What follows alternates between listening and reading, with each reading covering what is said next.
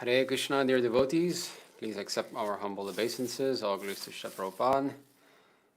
Amen. The focus is having some problem here. Somehow. So we shall begin. All right. We shall begin. Please let everyone know in the groups or in your social media that the class has started. This is a lengthy topic, so we should begin as fast as possible.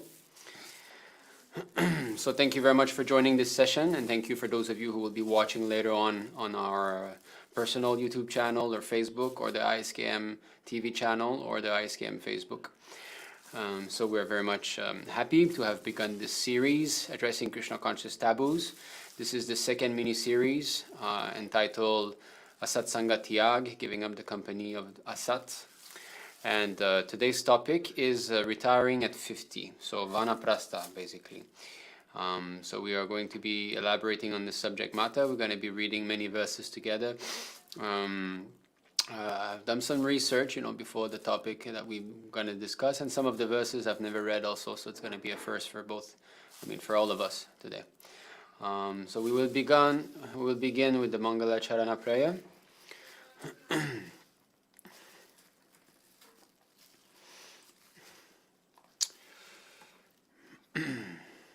So again, please let everyone in the other groups know that this is started. All right, let me share the screen. We shall begin by invoking auspiciousness.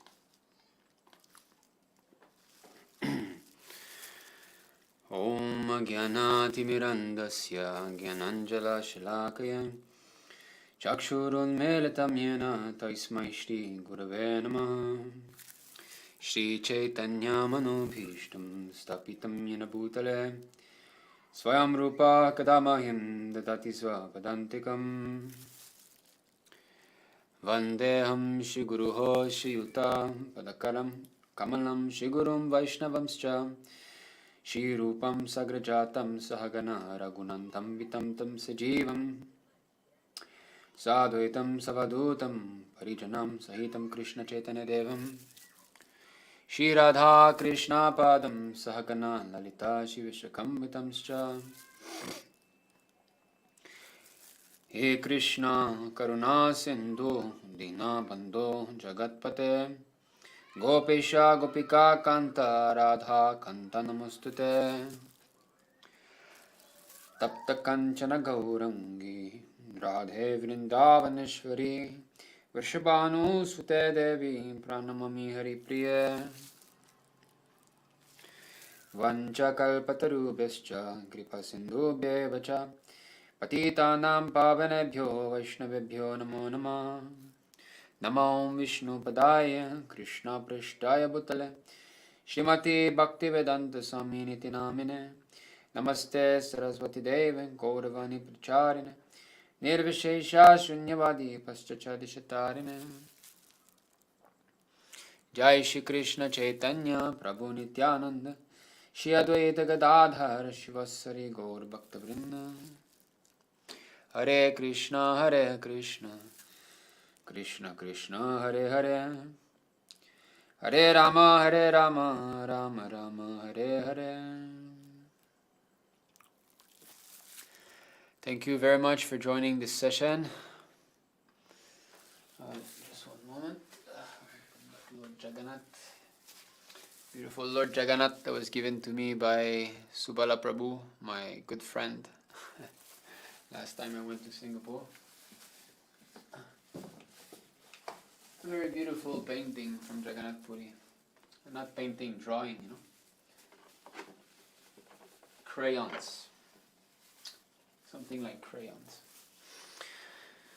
Okay, so first I'd just like to say, if you're wondering why I'm wearing a plastic glove, I've got some skin problems, so I need to put some cream, and the doctor says to put a glove so that I don't touch anything. Alright, so I'm saying it again, as I'm live streaming from China, there might be some cuts during the lecture, so do not worry, shall come back shortly, so just stay put. Give us some time to fix the issue. Generally, it does not happen. And also, before beginning, I'd like to let you know that we have this Patreon page, which we're getting some donations. Some devotees are giving on a monthly basis. You can see you can have like $5 a month, 21 a month, 51 a month, 108 a month, and in this way, okay, Sudam, I'm giving class. Last time you also introduced. You go ask your mother. Go ask your mother. Close the door. Okay, you can have them. I'm sorry.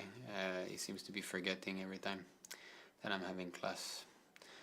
And it's related to today's topic, retiring by 50, so that one does not become encumbered by children anymore.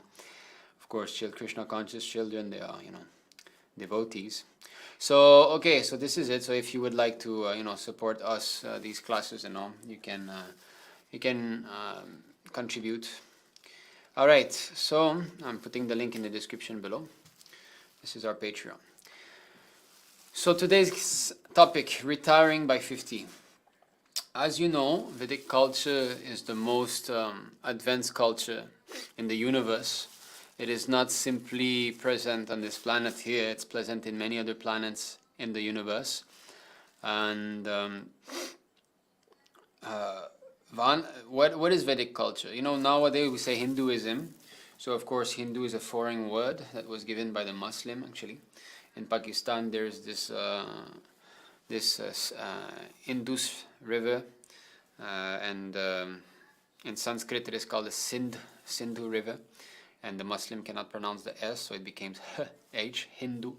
So they call everybody living south of this river Hindu. This is all the term came. The real term is Varna Ashram Dharma. That is the real term. It's not Hinduism, it's Varna Ashram Dharma. Okay, quick note, I won't be reading any comments while I'm giving the class. I'm hiding the comments actually, as I find it distracting sometimes. But I will try to reply every question, so if you have any question during the session, you can put that.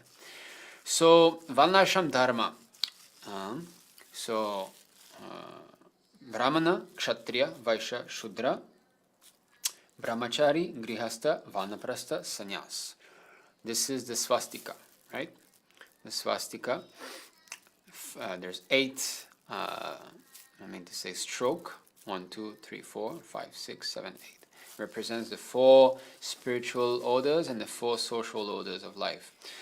So, Vanaprastha is to be accepted by Brahmanas, Kshatriyas and Vaishyas. Sannyas is to be accepted only by Brahmanas.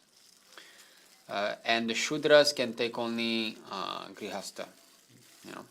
There is no question even of Brahmachari. They go to Grihastha ashram directly. But a Vaishya, he has Brahmacharya, Grihastha and Vanaprastha, and also the Kshatriya and Brahmana. So, today we'll be discussing about this Vanaprastha ashram, which is supposed to come around 50 years old, because life is meant to be divided in 4 different groups, 4 different stages. So 25 years as a brahmachari, 25 years as a grihastha, 25 years as a vanaprastha, and 25 years as a sannyas. Of course, who lives 100 years nowadays? But still, 4 different orders. It is said generally that the perfect marrying age is 25 for a boy, 16 for a girl, like that. So 25-year-old, when he graduates from the brahmachari school, he can enter grihastha ashram if he wants to and accept a suitable girl for his wife. Okay, so Vanaprastha, Srila Prabhupada himself showed by example. So the Lord uses his pure devotee to teach us, and we have seen in Srila Prabhupada's life how nicely he has presented how to live as a grihastha, and then how to retire from family life and enter the vanaprastha stage, which he did, and finally how to accept sannyas and completely dedicate one's life for the preaching mission. This is the goal. The goal is to come to be completely engaged in preaching, and that's it, nothing else. So there's this famous Leela of Srila Prabhupada on how he entered the Vanaprastha ashram. This is not what I want to share. So I came to know about this only maybe a few years ago only. So as you can see here, you see Srila Prabhupada, who is opening the door and showing, and you see his wife, and I believe his son, that would be. So Prabhupada is giving the choice, basically, because his wife was still liking to drink tea, milk tea, you know, or tea. I don't know. I don't want to speculate, but she had this fondness for tea. So at one point, Srila Prabhupada gave her the choice that you want tea or you want me, you know, and she said tea. All right. So this forced Srila Prabhupada to take vanaprastha. This is how he left his house. So why I'm showing this, it's because giving up family life ultimately is not up to us. It's up to Krishna, because family life is such a great attachment.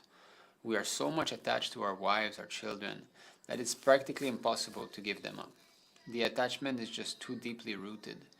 You know, just if we meditate or try to really ponder upon leaving, okay, I'm going out now of the door, you know, and I'm not going to come back into this house, or I might come back only once a year from now on. It is leg weakening, if we can say. It can bring fear into our mind. So it's by the mercy of Krishna that we'll be able to do that. So by Krishna's mercy, some arrangement can be made that will be helping us to retire from family life. Also, we see in the glorious life of our beloved Shiksha Guru, His Grace Kṛṣṇa Gopal Prabhu, that he was actually forced to retirement. So the Lord took his wife back to his kingdom earlier than His Grace Kṛṣṇa Gopal Prabhu would have thought. When he turned 50, actually, she left her body, and he was forced into a retirement, you know, into taking this mission completely 100% without having the wife with him. So vanaprastha does not mean leaving the wife, though. There's a choice of bringing the wife along, or leaving completely alone. So, all right, we will start to look a little bit about what vanaprastha is. There's many places in Srila Prabhupada's books where he describes. So we shall take a look a little bit. All right, so let's start with, we can come here. This is in the 11th canto.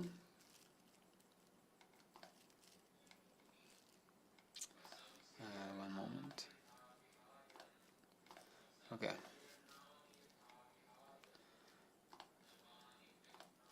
All right. Okay, so this is 11th canto of Srimad Bhagavatam, chapter 18. Let me make this bigger. The Supreme Personality of Godhead said, one who desires to adopt the third order of life, vanaprastha, should enter the forests with a peaceful mind, leaving his wife with his mature sons, or else taking her along with him. So you see that there's the choice of bringing the wife along or leaving her with the mature sons. So it's of course, most of you are from India, so you know that vana means forest, vana, Vrindavan, Madhuvan, like that. So actually, in former days, a real vanaprastha in Vedic times was meant to live in the forest. So in modern times, we will see that vanaprastha is relatively different. We are following the instructions of Srila Prabhupada. You know.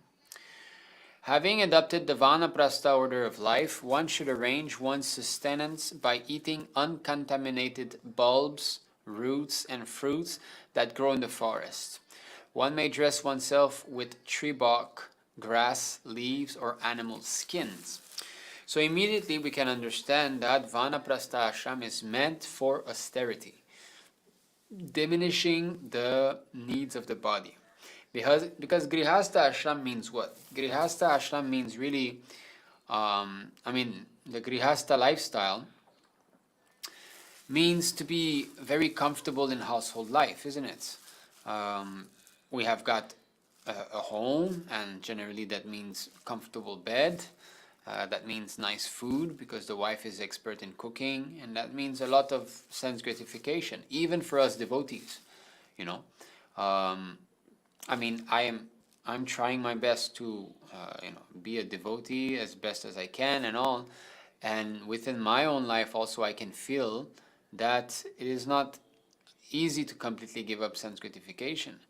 Even, let's say, like children, they do require sense gratification. We cannot, tell them not to play, right?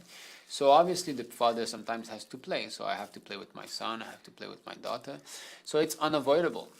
Now it's not bad because it's part of the process, and we have to also take care of the material needs of our family members. So it's not wrong. But one must learn to perform these duties without being attached to the result, without being attached to performing it, and do it as a matter of duty, because we know that those children, they require playing, they require some good time with their father. Okay, so eating very, very simple, and dressing very, very simple and austere. The Vanaprastha should not groom the hair on his head, body or face, should not manicure his nails, should not pass stool and urine at irregular times, and should not make a special endeavor for dental hygiene. He should be content to take bath in water 3 times daily and should sleep on the ground. Okay, so some of these things are not very congenial for the preaching of Krishna consciousness, because for us, Vanaprastha really means they should leave children who are now grown up, and they should take full advantage of being freed from this responsibility to preach, travel and preach, husband and wife together, because now they are free from family duties. So they should start to distribute books, right? Live full time in a temple, help with the temple activities in this way, and they should practice austerity. So should not groom the hair on his head, body and face, but us, Prabhupada wants us to be very cleanly looking, right? So he doesn't want us to grow a big beard and so on. So we still have to shave and keep the sika. So that is not according to us. Acharya upasana. We must understand Shastra in the footstep. By the teachings of the Acharya. Should not manicure his nails. That also is not very good. If you have to preach, you need to meet people. Sometimes you need to meet karmis. If you have bad nails, what kind of image you will give to the devotees? They do not understand what Vanaprastha is, Whereas in former days, in Vedic times, someone could immediately recognize who was a Vanaprastha. Someone who is austere in the forest, who's got a cottage, and who has this appearance is already understood to be Vanaprastha. So people would understand. Should not pass stool and urine at irregular times. So we understand that the daily bodily duties of a Vanaprastha has to be really regulated. Bathing, eating, passing stool and urine must be regulated at proper times.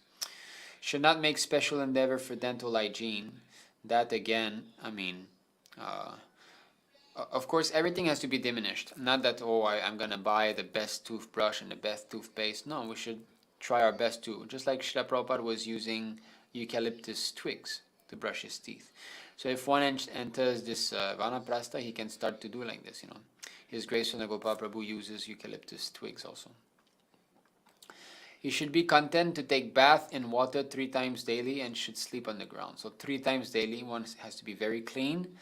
And sleep on the ground. This is a big one. That means we come back to the ground, because as a brahmachari, men are generally trained to sleep on the ground, or at least just with a little yoga mat or something like that. Very, very simple.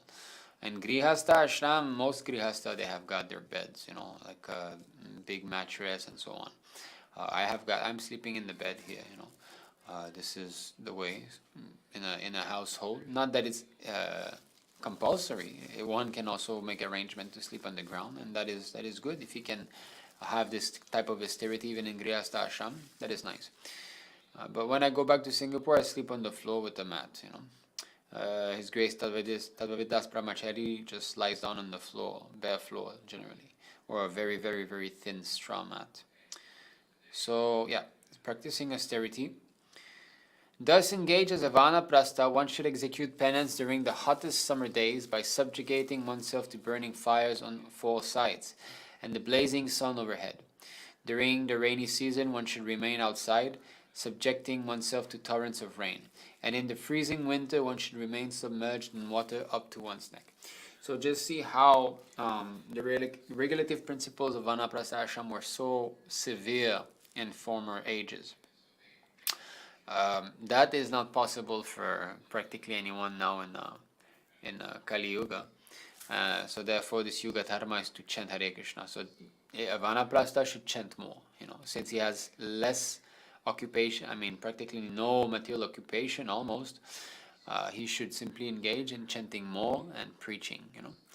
So today's class, as you might have seen the invitation card, there is a painting there, and that painting is actually Vanaprastha, you know. We see the husband and the wife together. It is of one story from the Bhagavatam. I'm not sure which one exactly, but we can see that the wife is there. Maybe I can show it. The wife is there, and the husband is performing very severe austerity. Let me see if I can find it.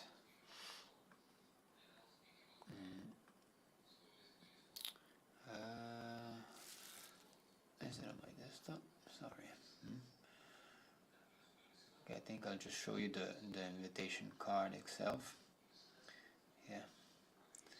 All right, I got it. So you can see him.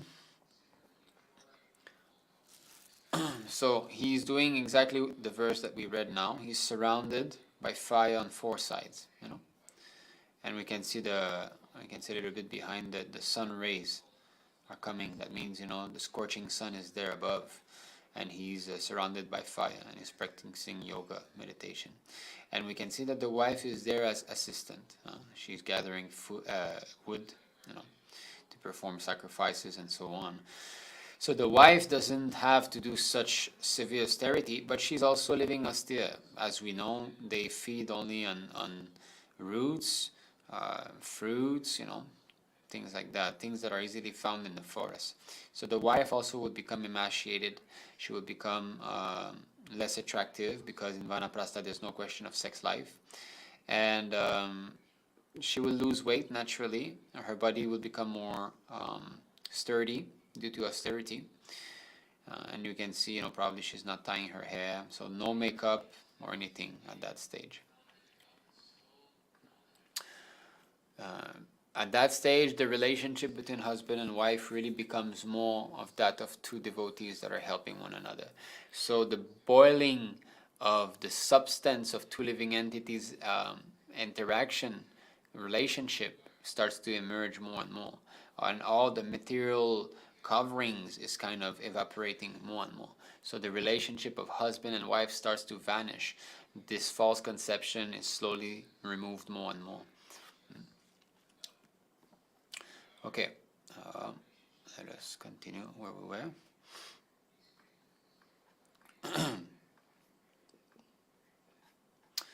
One may eat foodstuffs prepared with fire, such as grains, or fruits ripened by time. One may grind one's food with mortar and stone, or with one's own teeth. The Vanaprastha should personally collect whatever he requires for his bodily maintenance, carefully considering the time, place, and his own capacity. He should never collect provisions for the future. So more and more start to depend on the Lord for his subsistence. Because one of the conditioning that Grihastha have is to hoard, to keep, to amass.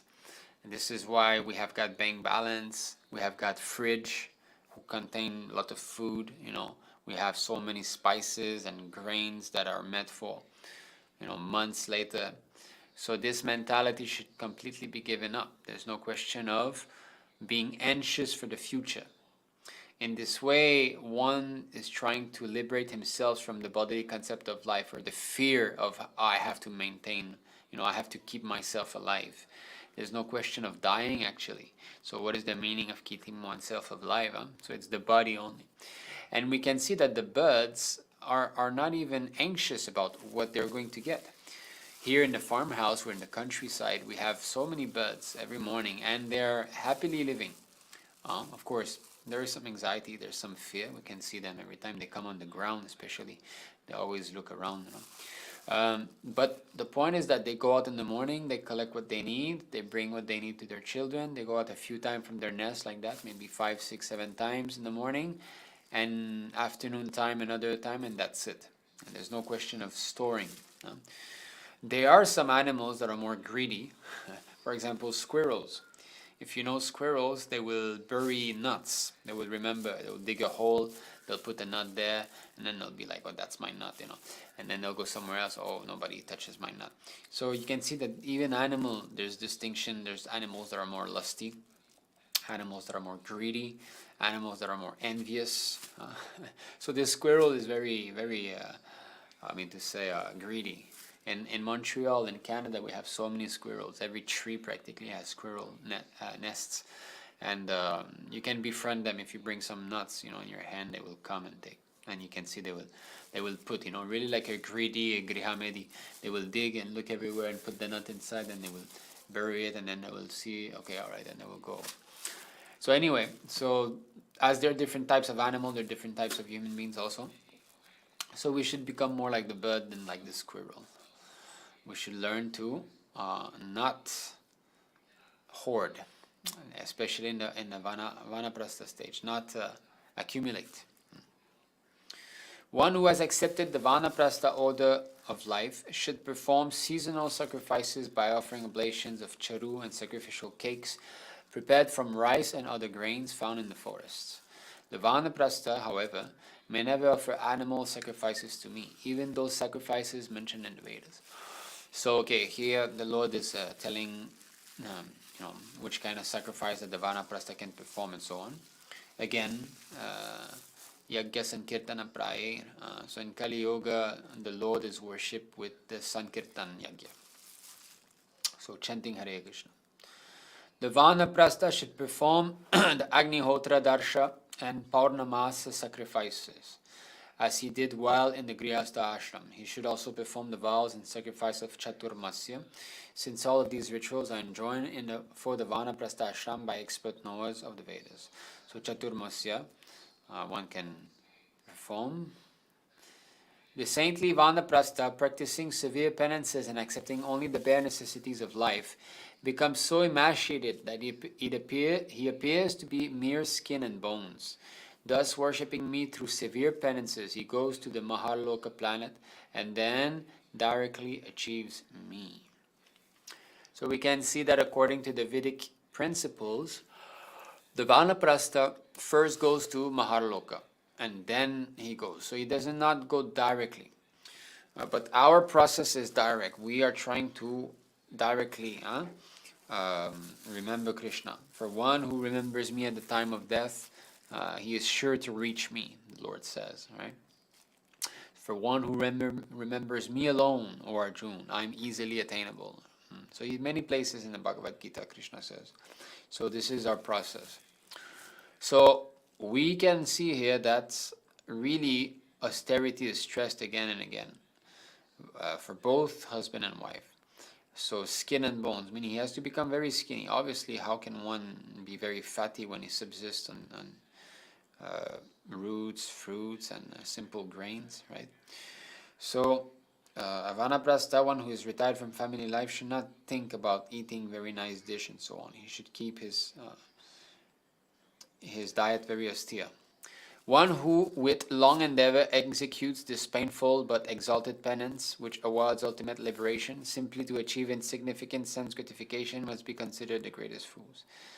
Okay, all right, a few more verses. If the vanaprastha is overtaken by old age, and because of his trembling body is no longer able to execute his prescribed duties, he should place the sacrificial fire within his heart by meditation. Then, fixing his mind on me, he should enter into the fire and give up his body. So, previously, those who were from exalted family, Brahmanas, Kshatriyas, they knew yogic meditation. We see many times in the history, like in the Mahabharata, we find that Kshatriyas were also trained into yoga. They knew how to manifest the Agni element within the heart or within the body, and then simply combust the whole body, simply by meditation. So, who was, for example, Dhritarashtra at the end, when he retired, he did that. Who else? We have other examples. So anyway, I do not remember now, but yeah. So even like on the battlefield of Kurukshetra, there's one example of a Kshatriya who started to meditate before leaving his body. So actually it's the, I believe it was it Bhurishrava? I might be mistaken. If any one of you knows, he was about to kill Satyaki, He was about to kill Satyaki, and what occurred is that Arjuna saw this, and immediately Arjuna shot an arrow and cut off his arm as he was lowering the sword to cut off the head of Satyaki, I believe. Yeah, I believe, if I'm not mistaken. So he cut off the arm, and the arm got cut off. So after that, he rebuked Arjuna, and Arjuna rebuked him, and so on. So after that, when he knew that, I'm going to die, I'm losing so much blood, the entire arm is gone. So he sat down in yogic meditation. And as he sat down in yogic meditation, Satyaki, who had been beaten and kicked, by this Kshatriya, I believe it was Bhurishrava, he became infuriated, and he took a sword, and he chopped off the head of the meditating Kshatriya. And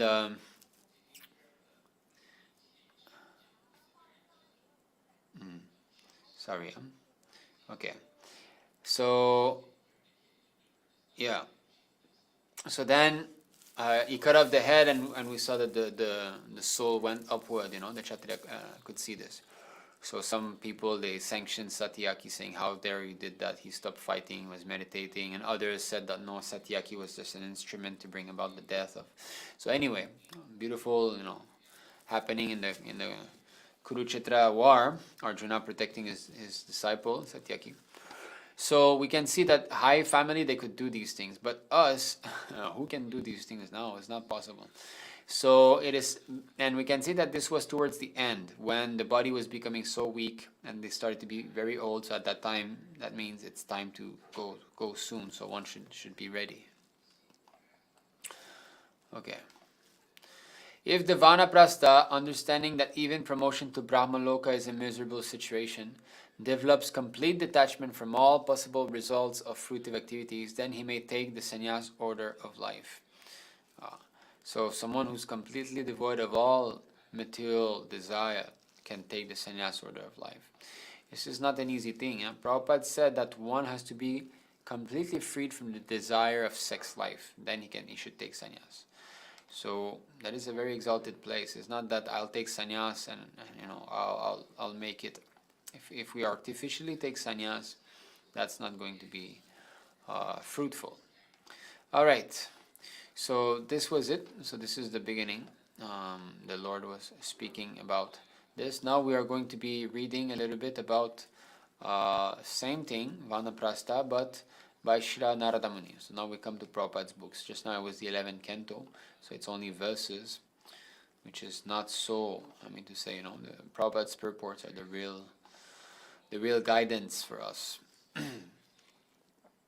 So this is in the 7th canto of Srimad Bhagavatam, chapter 12, text 17 onwards. This is Narada Muni speaking to King Yudhishthira. O king, I shall now describe the qualifications for Vanaprastha, one who has retired from family life. By rigidly following the rules and regulations for the Vanaprastha, one can easily be elevated to the upper planetary system known as Maharloka. So there is a coordination between Narada Muni and the Lord, same statements. A person in Vanaprastha life should not eat grains grown by tilling of the fields. He should also not eat grains that have grown without tilling of the field but are not fully ripe. He should also not eat grains that have grown without tilling of the field but are not fully ripe.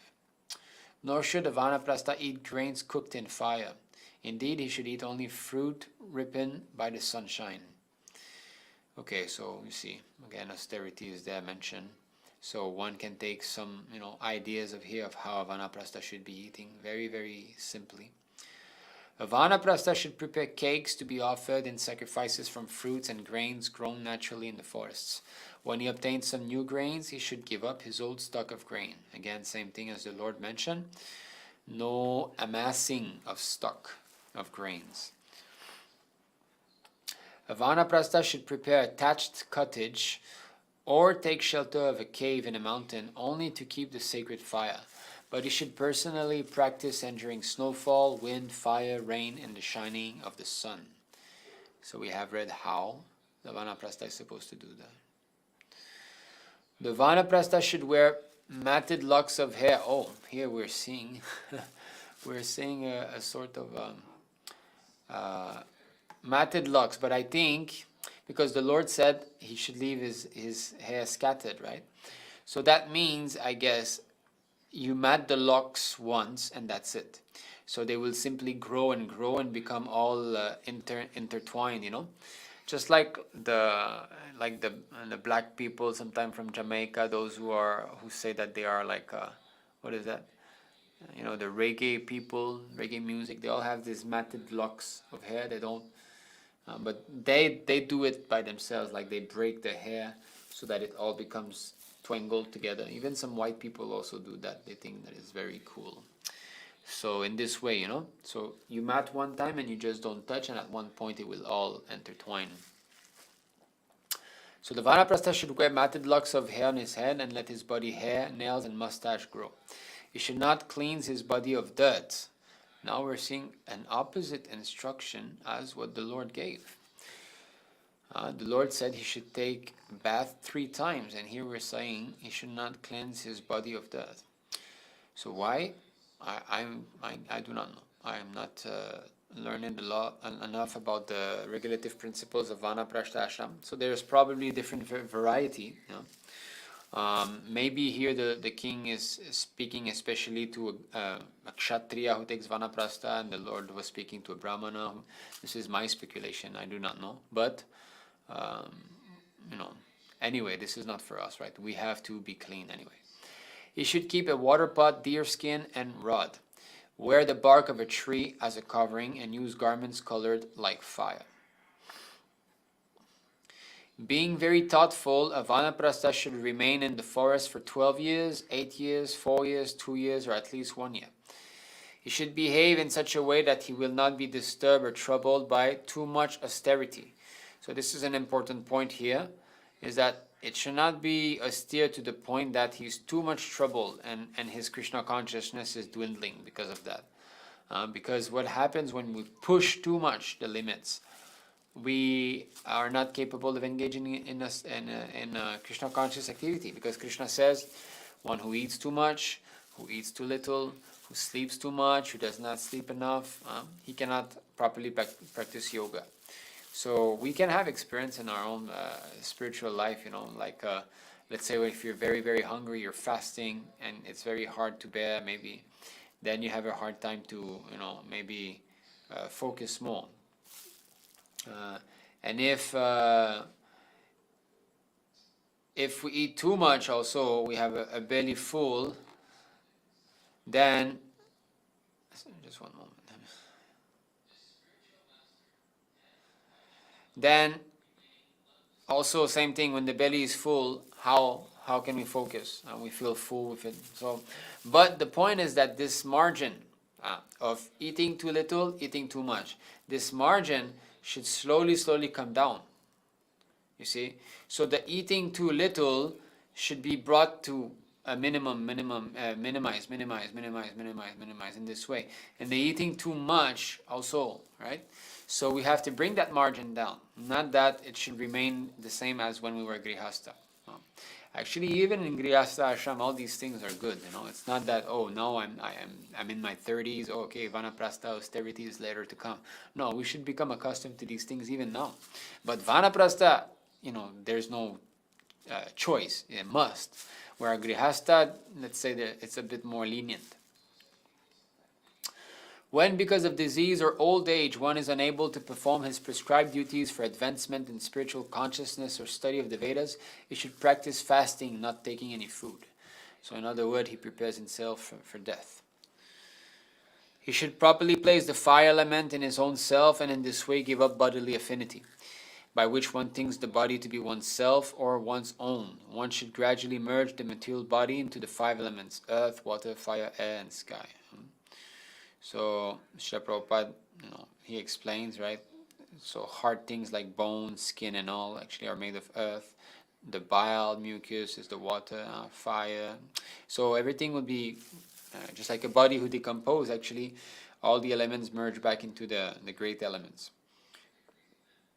Okay, this is then Narada Muni describes how one gives back the body into the sum totality. Okay, so that's it for now. So why is it necessary? Okay, now we have described a bit what is Vanaprastha. We have introduced that. So why is it necessary to do that? So the thing is that Grihastha Ashram is a concession. It's not a necessity for spiritual advancement. This is something that I actually misunderstood in the beginning of my Kṛṣṇa consciousness. When I started, I thought that like Brahmachari and Grihastha was the same thing, I didn't have much understanding, and I got married without properly understanding what was what. Of course, I needed marriage. I have advanced much more in this Grihastha Ashram than I would have in Brahmachari, because I was agitated. I could not tolerate. But one who can tolerate, Prabhupada often said that Brahmacharya Ashram means being 75% freed from material entanglement. This is not a light statement. 75% freed. So maybe we can find this quote.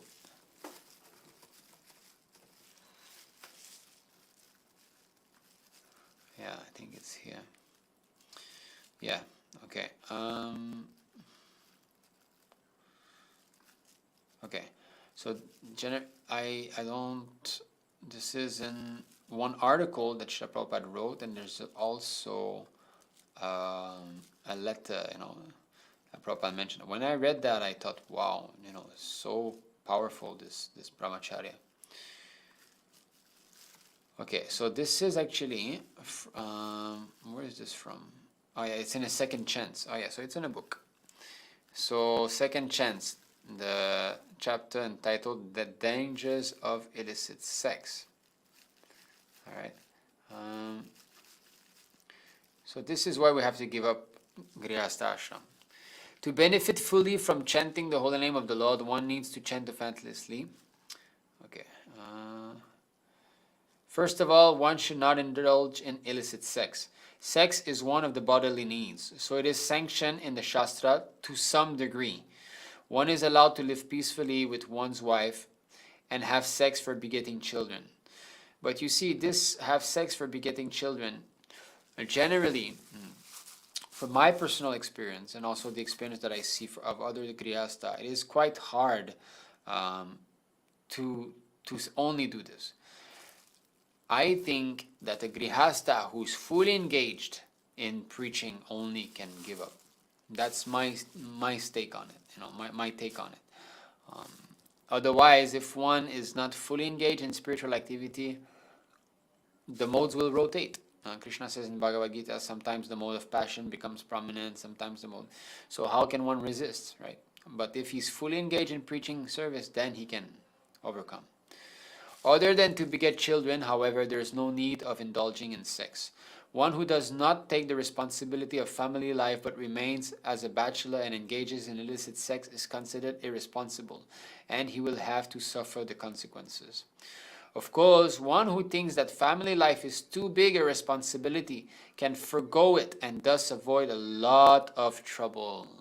Yes. And that is really what all of our young bhaktas should consider.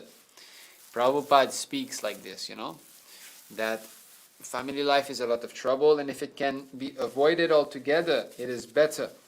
And that is a fact. Family life is a lot of trouble, daily, on a daily basis. Family responsibility is very great. Yeah. Therefore, if a man feels he cannot accept the responsibility, he should remain a brahmachari, a celibate student. A person who practices the science of brahmacharya under the care of the spiritual master automatically becomes 75% free from material entanglement. This is a pretty big statement. When I read that, I was thinking, wow, how powerful. And I can understand. I can understand, really.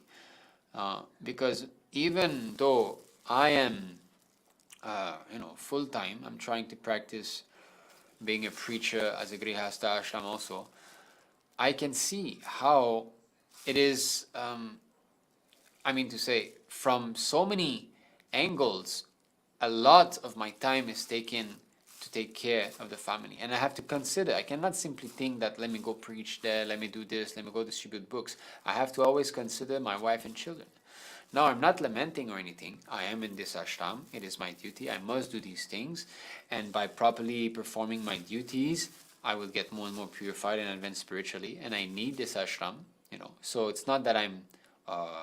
and plus there are devotees. My children are devotees. So I'm taking care of some Vaishnava children. It's a great honor for me, So in this way, but still, I can feel that what would it be to have remained a brahmachari? Which I couldn't, but what would it have been, And I can see, like, Srimad Tadvaviddas Brahmachari, how he's free.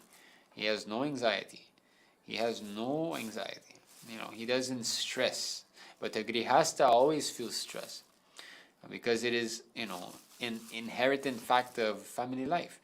Oh, children, don't get sick. Don't hurt yourself, Oh, what to do now, Is he learning properly? What about his education? What about always how to take care, So this anxiety, and especially women. Women are always fearful because they always feel a lack of security. They need protection. And therefore, this is manifested in fearfulness. They want to be protected. They want to be guided. What should we do now? What to do? Always this. So especially when they get more children and house, and in this way, it expands the material field. So if the husband is not strong enough, he will become affected also by this anxiety of the wife, and he will also become anxious. Okay, where was he? Okay, so so that is the first place that Prabhupada mentions about the 75%. There's another I believe, conversation.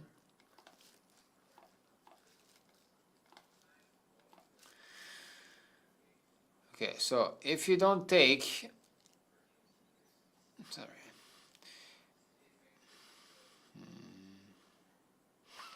you are thinking at the present moment that you are avoiding suffering because family life is very responsible life. So if you think that family life is responsible, yes, it is responsible life. If you cannot take the responsibility, then remain as a brahmachari. Why should you marry? Yes, if you practice brahmacharya, then you become free, 75% freedom immediately. But you do not want to undergo the austerities of brahmachari, and still you want to remain as an unmarried man. Everywhere in the world it is going on. This is increasing. That is stated. Sadachara. Nashta sadachara dhyasa samsarga dushita. Nashta sadachara. This is in connection, I believe, with Ajamila. Nashta sadachara. He gave up all the sadachara. So he associated with women, prostitute, without regulative principle. Bachelor, right? The illicit connection with men and women will certainly make him abominable, fallen down to this abominable life. When I was in my younger days, when I was in business, so I was to take agency, one of big company, Smith's Transit Company. So I had to give some guarantee of my honesty. So in that program, the question was whether married or unmarried, because unmarried men mostly become dishonest. So that inquiry was there, whether he is married. Married man cannot be dishonest because he has got responsibility. If he is arrested, he will be insulted in his family. His family members will be in difficulty. Therefore, he does not commit dishonesty very easily, unless it is absolutely. But that should not be done. But unmarried man, because he has got no responsibility, he commits all kinds of sinful activities. That's a fact. Therefore, in our Krishna consciousness movement, we do not allow such illicit sex life. No, you must get yourself married. And practically, we're seeing that is very effective. And that is going on nicely. So this is also a very important role that we have as disciples of Srila Prabhupada, that we have to set up the proper example of what marriage life is. Because nowadays, in modern society, they stay together without even being married. This is a very common thing, a boyfriend, girlfriend, and they have sex for pleasure only, and then by accident, the girl becomes pregnant. They might kill the child or keep it, and if they keep it, they'll remain together with the child without even being married even.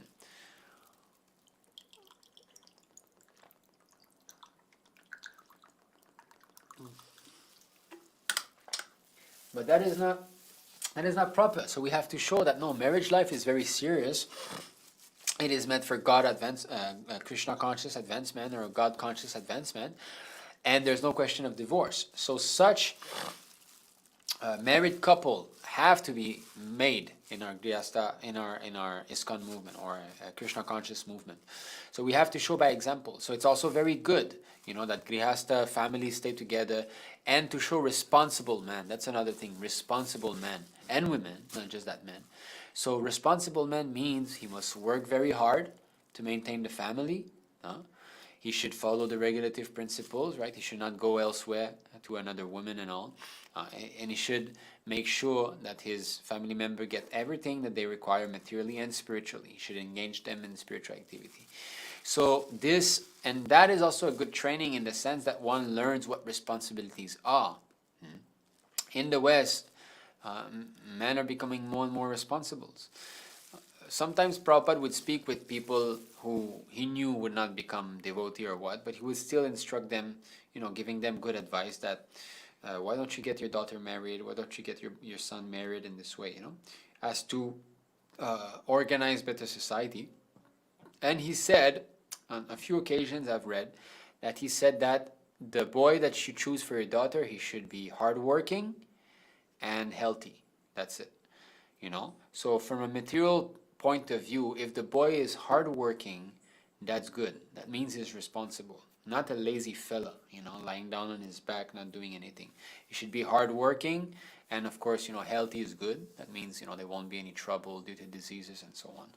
So from a material perspective, of course, we know that he has to be a devotee, So hardworking man. Because Prabhupada also said that how can one become a responsible sannyasi if he was not even a responsible grihastha? Sannyasi is very, very serious business. Very serious business.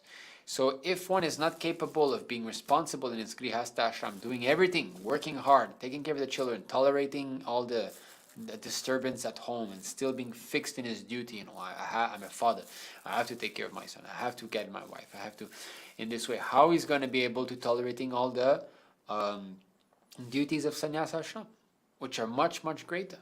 Sannyas has to have disciples, right? So in our system, not necessarily Diksha disciple, but Shiksha disciple. Sannyas must have disciples that he's guiding and that he's fostering. One, just like His Grace Sundar Gopal Prabhu, many people come to him, or he's in charge of our movement, or our branch of the movement.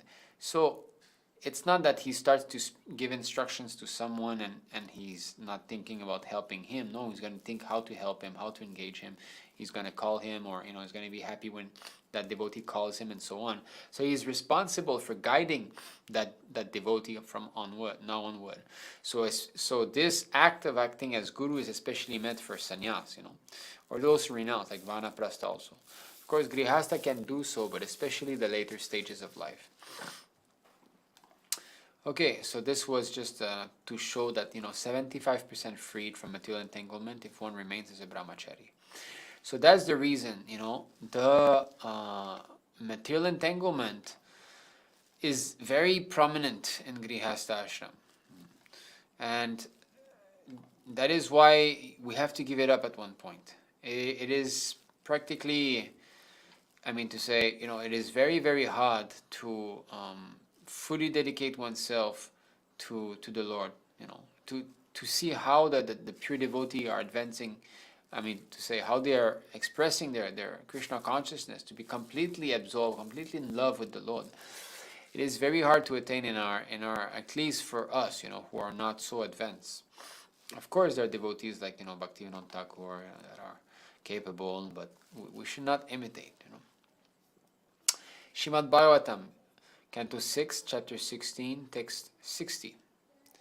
As husband and wife, a man and woman plan together to attain happiness and decrease unhappiness, working jointly in many ways. But because their activities are full of desires, these activities are never a source of happiness, and they never diminish distress. On the contrary, they are a cause of great unhappiness. So anyone who's married understands very well this verse. We, with our wives, we're trying to become happy in family life, and we're doing so many plans to decrease unhappiness, disease is there, lack of money, working jointly in many ways. We make many plans. Okay, now let's sit down, let's discuss what we should do next, get an insurance, change school for the children, go live into another city, change the job. So many things are there. But because their activities are full of desires, yes, desire for comfort, right? Material comfort. These activities are never a source of happiness. So distress is always there. And they never diminish distress. On the contrary, they are a cause of great unhappiness. So the more one strives for material happiness, the more he will be unhappy. That's a fact. The more we progress and create great endeavors, so let me counter all these unhappy situations, the more we will be unhappy. Therefore, our plan as Grihastha is to keep our plan very simple. We should be very, very simple in all of our doings. All eating, sleeping, mating, defending, all these things, we should not go to a great endeavor to commit these things, because the more we endeavor, the more we will become entangled in the modes of material nature, and we'll have to suffer, So, okay. Also, as I said before, as we've learned, Grihastha ashram means sense gratification. So, because there's sense gratification, because there's earning of money, right? We earn money.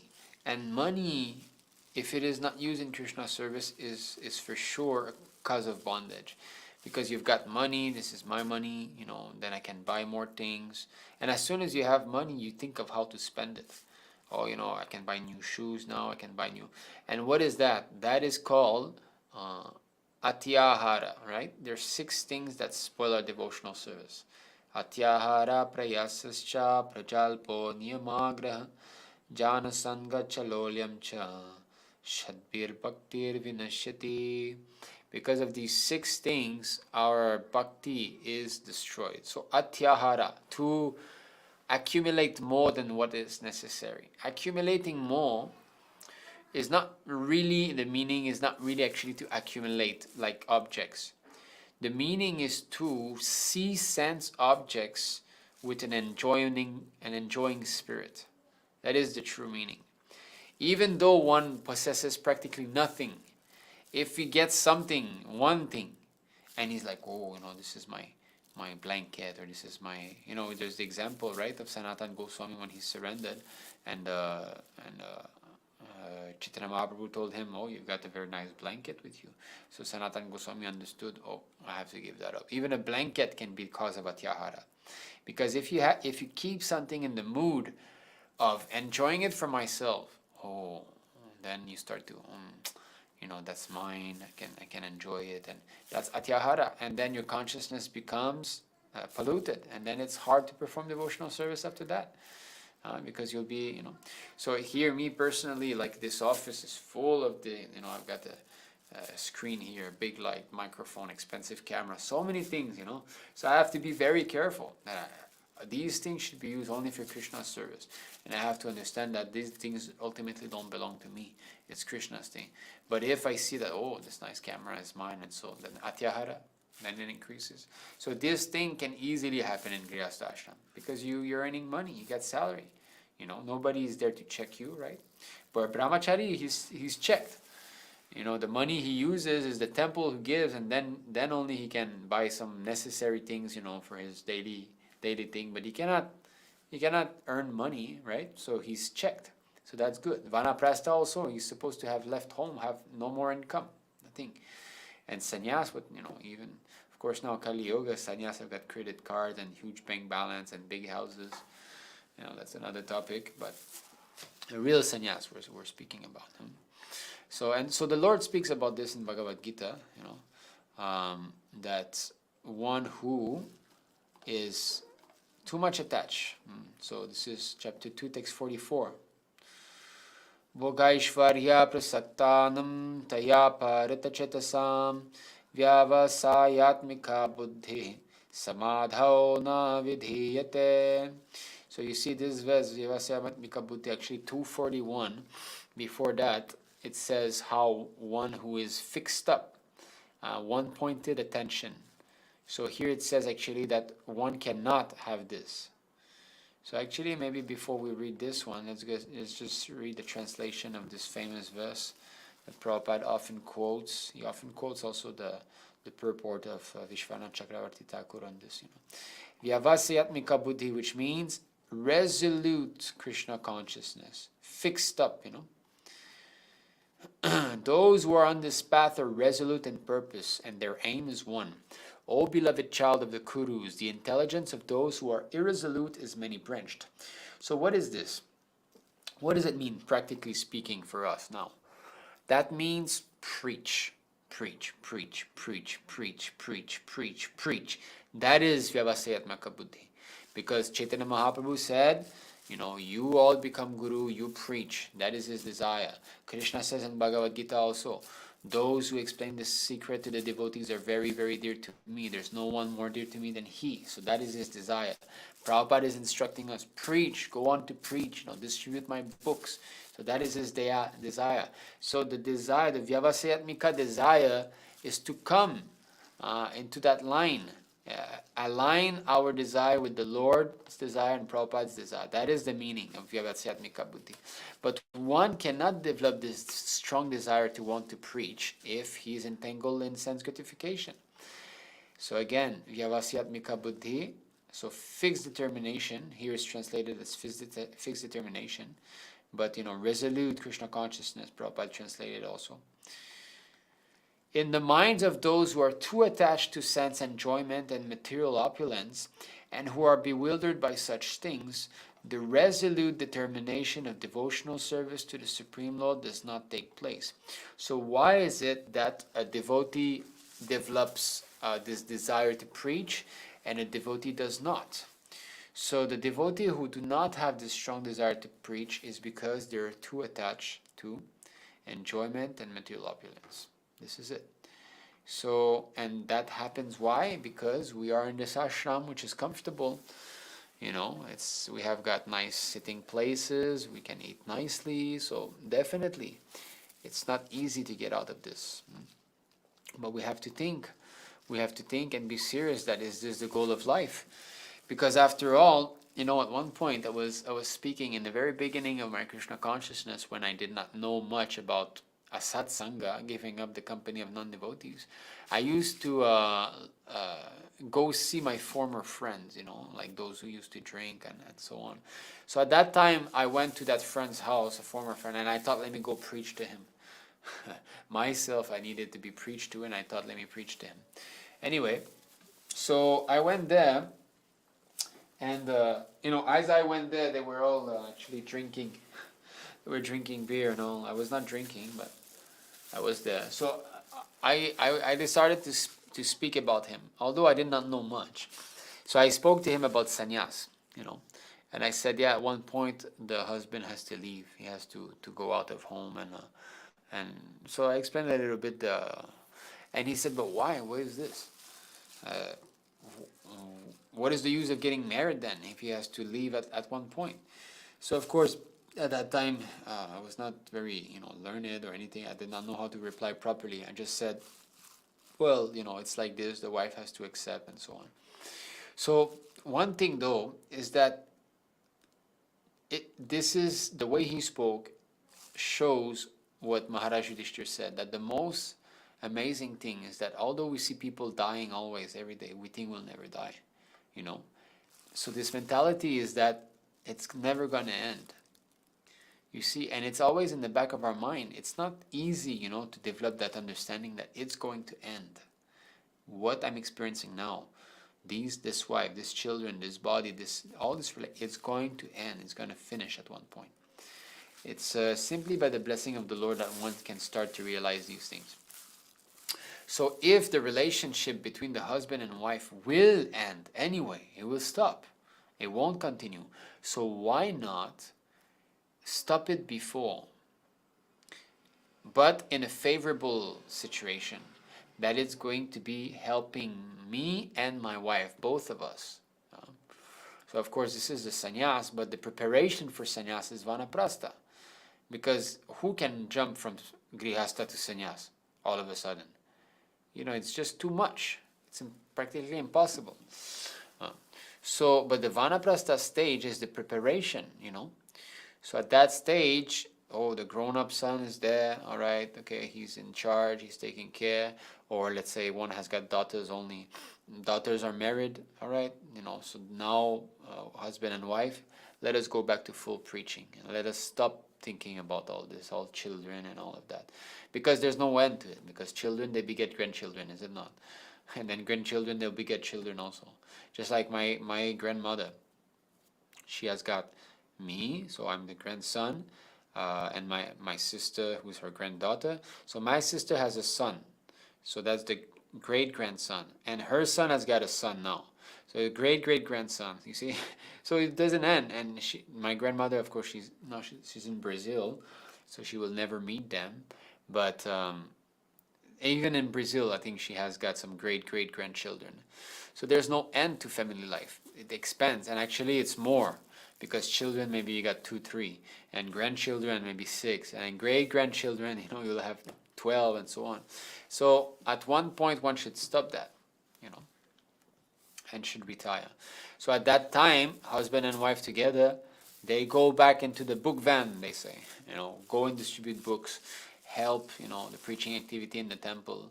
So in this way, and in the temple living means you cannot sleep together, right? Obviously, vanaprastha, there's no question of sex life, so it's perfect. Temple means the husband is there in the side of the prabhus, and the wife is there with the matajis in this way. So, and they just go on performing the devotional service, and they just be happy, Now we can go see how Narada Muni instructed one of his disciples to take this vanaprastha ashram. So again, if you have got any questions, any of you, you can leave in the comment section. I will go and take a look towards the end of this session.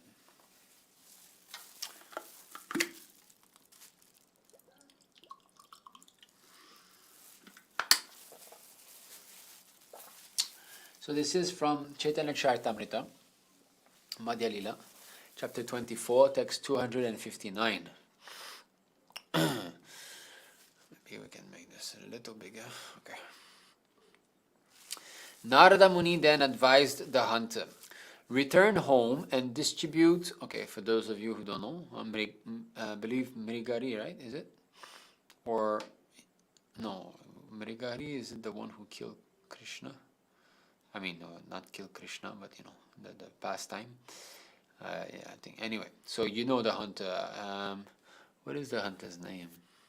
Maybe one of you can put in the comment section. It's the hunter that used to like killing. He used to like killing, half killing animals, and Narada Muni turned him into a Vaishnava. So Narada Muni then advised the hunter, return home and distribute whatever riches you have to the pure brahmanas who know the absolute truth.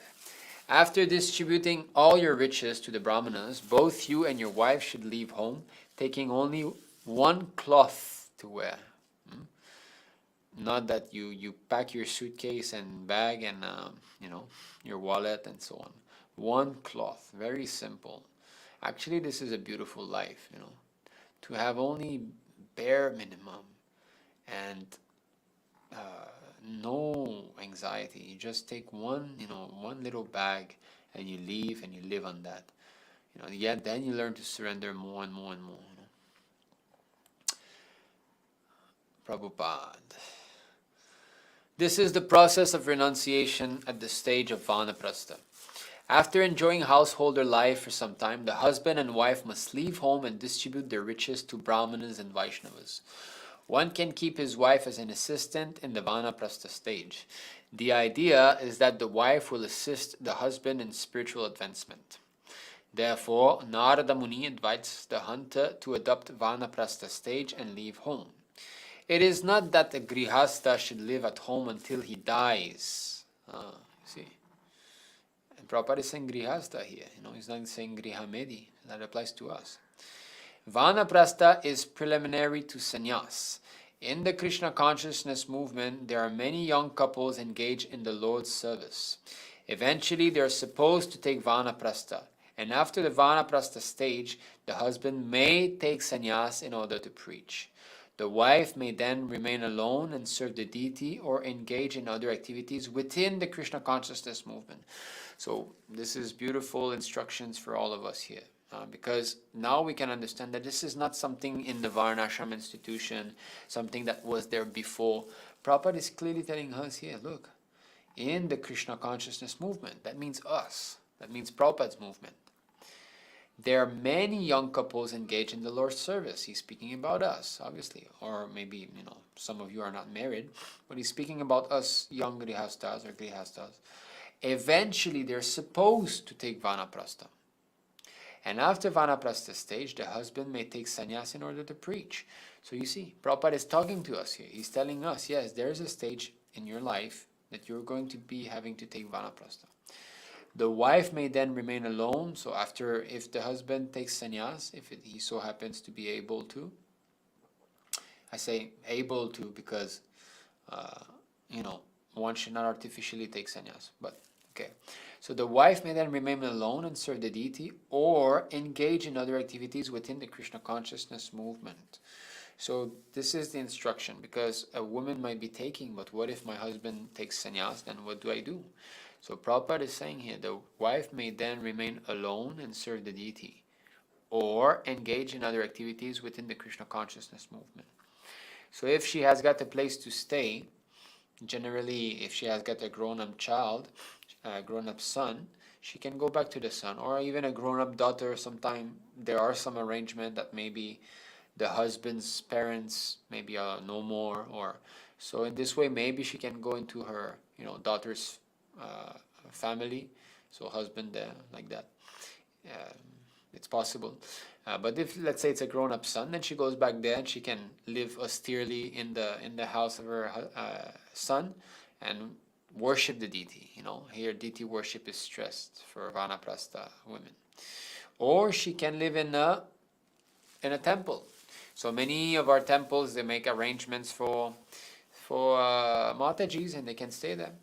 Actually, from what I see in our ISKM, in our branch of the movement, a very nice example of vanaprastha is actually Kunti Mataji. So she's in Singapore. So she doesn't have a husband with her, and she's retired. She doesn't work, but she lives there. And she's engaged. So morning to evening, she's got so many engagements, and she's doing very, very nicely, and she's happy, you see, and she's protected because the senior devotees are there, Sanagopal Prabhu is there, and so on. So she's, she's a bit like the mother there, right? So that's nice. That's nice. That's a nice arrangement, and Prabhupada wanted that. Prabhupada wanted the leaders of our movement to be arranging for such situations so that the ladies who are more senior, who are older, will have their own space, because senior, ladies, they do require some space, not that they should be all tucked together, and I mean, there has to be some concession. Prabhupada, I remember there was a letter of one lady who wanted to become, leave family life, and she wanted to join the movement, and Prabhupada said, give her some space to his leader, like this lady wants to join, make arrangement for her, give her a room and give her some space. Meaning she should not be treated like a new bhaktin or a young bhakta, she cannot be like instructed on you should do that, you should. Humbly she can be approached and so on, because after all she's seen a lot, right? She's we should respect senior devotees, senior people also, even if only in age. We cannot like speak to them as if they're new bhaktas, right? So anyway, so I think that purport was very instructive, was it not? Prabhupada is instructing us to get ourselves ready at one point, that this has to come. And if you see like some of our previous sessions that we've given, like child marriage, so we showed how girls should be married early. And in the Vedic system, actually, even boys were married early. Of course, it says like 25-year-old, you give, brahmachari finish, then you enter. But even 25-year-old is good. It's quite early, because if you consider like that, okay, let's say like Srila Prabhupada, he got married when he was 20, right? And his wife was 11. So of course 11, she cannot beget children, but 14-year-old, she got her first child. So if you calculate like that, let's say 25 and let's say 15, okay? More like, and so she gets her first child at 15. Then let's say they have a few children. She will get her like last child in her early 20s, right? So like 21, 22. So already before mid-20s, she finished having all her children. And since her first child was around 15, then as soon as she's 35 and the husband is, let's say, 45, then already they have a grown-up son. You see, so early begetting children, early marriage means early vanaprastha can come, earlier. You see, so it fits. Whereas when we start the whole process of begetting children late, then we're pushing this vanaprastha stage later on, because you cannot just leave. If you've got like a child who's like 10-year-old, he has to be taken care of and so on. So if you beget children later in life, then again. And one other thing that Prabhupada said, at one point there was one of his brahmachari who wanted to get married, and he was in his late 20s.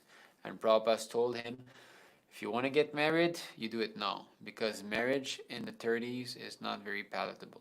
Prabhupada said like that.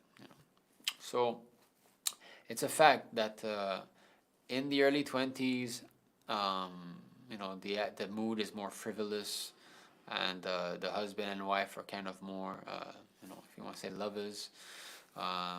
So the mood of being married is kind of more enjoyable during that time. Whereas when a man passes 30, he starts to develop a kind of a maturity, and starts to understand a little bit more the frivolity of marriage life, and he's not so much interested in that any longer. Even the let's say romance with the wife and so on. So Prabhupada definitely knows what he's saying, right? So this is just a few things to consider. Okay, let me see. Yes, so this is important to understand, that we should slowly become disentangled from married life, and that this should take place. Why? This is from Antya Lila, chapter 13, text 112. So Shri Chaitanya Mahaprabhu said, actually, this is the verse. After 8 months, when Shri Chaitanya Mahaprabhu bade farewell to Raghunath Bhatta, the Lord flatly forbade him to marry. Do not marry, the Lord said. Just see. So why? Raghunath Bhattacharya had become a greatly advanced devotee while still unmarried. Shri Chaitanya Mahaprabhu could see this, and therefore he advised him not to begin the process of material sense gratification. So this is the importance here of being a brahmachari, being trained up as a brahmachari, because one can get the chance to become greatly advanced devotee. If one is capable to be very advanced in his brahmacharya stage, then he will understand that why should I get married? Marriage life is a concession for people who are unable to control their senses. There you go. We are all exposed here. All of us grihastas. We cannot control our senses. So therefore, it's a concession for us. So we have to understand that. It's a fact. Because it's not there recommended that you must get married. Or you must beget children to advance. No, if one is capable to avoid it, 75% freed from material entanglement. Raghunath, however, being an advanced devotee of Krishna, naturally had no desire for sense gratification. Therefore, Sri Chaitanya Mahaprabhu advised him not to enter the bondage of marriage. Bondage of marriage. We are addressing very chair twisting topics. You know, when someone is uneasy, he kind of twists on his chair. Yeah, this is the addressing Kṛṣṇa Conscious Taboos. This is a fact. Bondage of marriage. Generally, a person cannot make much advancement in spiritual life and spiritual consciousness if he is married. He becomes attached to his family and is prone to sense gratification. Thus, his spiritual advancement is very slow or almost nil. Just see. So Prabhupada says generally, because there are some exceptions, it's not that it's impossible. Okay, we've spoken. I think in the session Beautiful Wife, the danger of beautiful wife in the Sri Dharma series, we spoke also not only of the bad side of Grihastha Ashram, but we spoke also of good sides. You know, we read together many verses that show that how a wife can be very much helpful, how she can help in the preaching also. So it's there, you know, we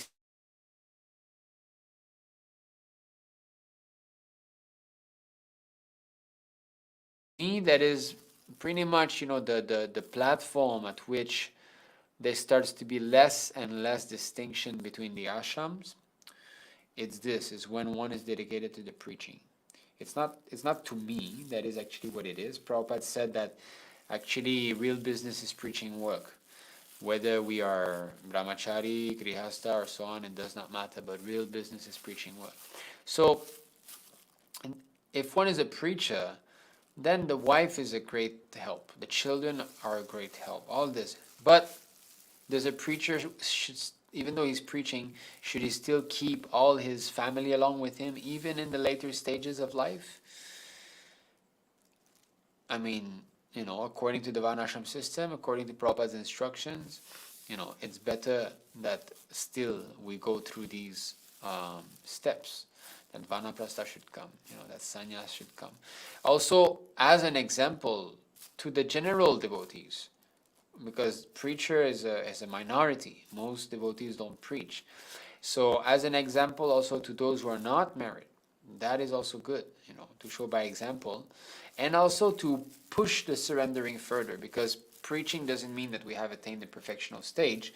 Although one is situated in the perfect path, it doesn't mean that one is you know, on the, you know, let's say ruchi or asakti or bhava or prema, right? So these stages definitely would be more easily attained if one gives up complete attachment to family life, if he has some, right? Okay, so this here, all right. So, okay, so now I think we can maybe some of you know that the Pandavas retire timely. It's one chapter in the Srimad Bhagavatam about how the Pandavas retired. Even in the Mahabharata, there's a bit speaking about their retirement.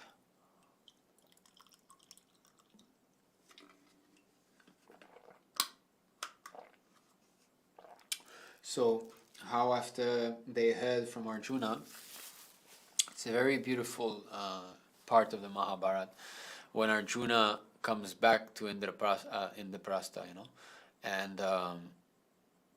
and he's completely devastated.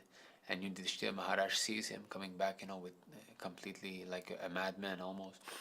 And then Yudhishthira Maharaj questions him. He knows what happened. And he's like, are you like this, dear brother, because you have met, a woman of a unknown family and you associated with her? Or is it because someone insulted you? Or is it because this? And he's fearful. He's trying to avoid the truth, And or is it because of that? Or is it because of this? Or is it because? And at the end, he's like, or is it, my dear friend, because our most dear beloved friend, our beloved cousin, and he says Krishna has departed from this world.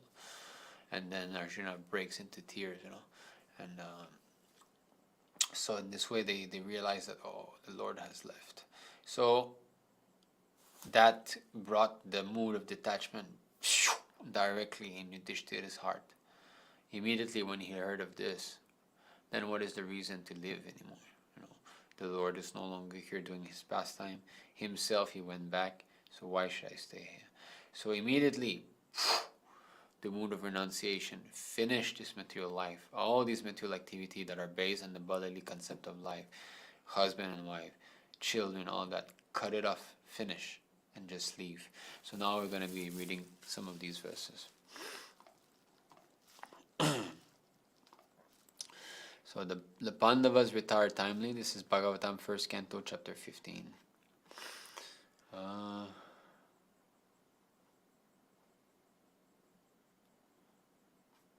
This is which let me see, So Arjuna is speaking. He's speaking how the Lord, killed the Yadu by having Yadus kill the Yadu themselves. This is the last pastime, when the Yadu started to all kill themselves. And Arjuna speaks about how he's attracted to those instructions imparted to me by the personality of Godhead, Govinda, because they are impregnated with instructions for relieving the burning heart in all circumstances of time and space. So he's focusing on the Bhagavad Gita, how the Krishna instructed him. So he's trying to remember that. Where is it that it starts? It's towards the end.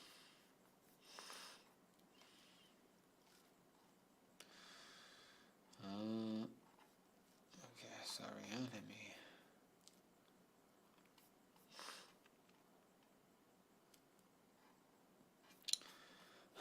So Arjuna is remembering the instructions, and Maharaj Yudhishthira will be retiring. Yeah, okay. Upon hearing, so this is text 1:1532. Upon hearing of Lord Krishna's returning to his abode, and upon understanding the end of the Yadu dynasty's earthly manifestation, Maharaj Yudhishthira decided to go back home, back to Godhead. This is the end of Mahabharata, it's such an epic story. It still raises my hair, my hair stand on end when I hear the end of Mahabharata. I've listened to it about 3-4 times, I think, the audio version of Mahabharata. And wow, the end is just so beautiful. Kunti, after overhearing Arjuna's telling of the end of Yadu dynasty and disappearance of Lord Krishna, engaged in the devotional service of the transcendental personality of Godhead with full attention, and thus gained release from the course of material existence. So Kunti Devi, she heard that, she decided to completely engage herself, and in this way she left her body.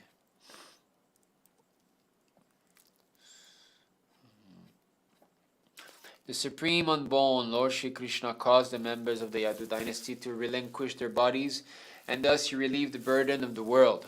This action was like picking out a thorn with a thorn, though both are the same to the controller. There's many reasons why this took place. Why? One thing is that who could kill them?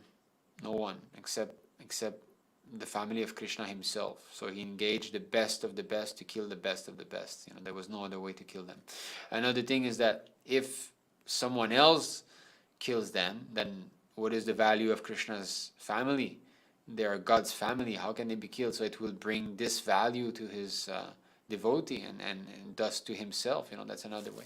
Another thing is that by killing all of them, nobody will be able to claim that they are God's family. Because if Krishna's descendants continue, then just like it happens, Nityananda Vamsa, they claimed the whole devotional process of the Gaudiya Vaishnavas to be theirs because they're so-called descendants of Nityananda. It's not true, actually, they're not. So nobody has this claim now to say, I'm a descendant of Krishna, That's another thing. Another thing, they were all demigods. They had to go back to their respective abodes in the heavenly planet or in the spiritual world, So there's many different reasons why the Lord did this pastime. The Supreme Lord relinquished the body which he manifested to diminish the burden of the earth. Just like a magician, he relinquishes one body to accept different ones, like the fish incarnation and others. Okay, but this is not... Okay, yes, here. Maharaj Yudhishthira was intelligent enough to understand the influence of the age of Kali, characterized by increasing avarice, falsehood, cheating, and violence throughout the capital, state, home, and among individuals. So he wisely prepared himself to leave home, and he dressed accordingly. So this is, we can just imagine, just seeing an increase. He understood that Kali was coming, and now we're swimming in the ocean of Kali. All these things are like normal to us. Even, we're seeing falsehood, avarice. We're not thinking that it's such. Of course we know, like, these people are karmis and all, or they have bad quality. But for us, it's like a day-to-day thing. Leaders are lying like anything. So we can just understand how much deep in Kali Yoga we are.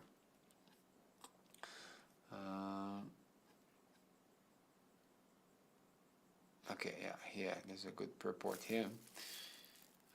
Okay. Maharaj Yudhishthira was a great devotee of the Lord, and there was no necessity of his being afraid of the age of Kali. But he preferred to retire from active household life and prepare himself to go back home, back to Godhead. The Pandavas are eternal companions of the Lord. This is how Mahabharata ends. They never show this.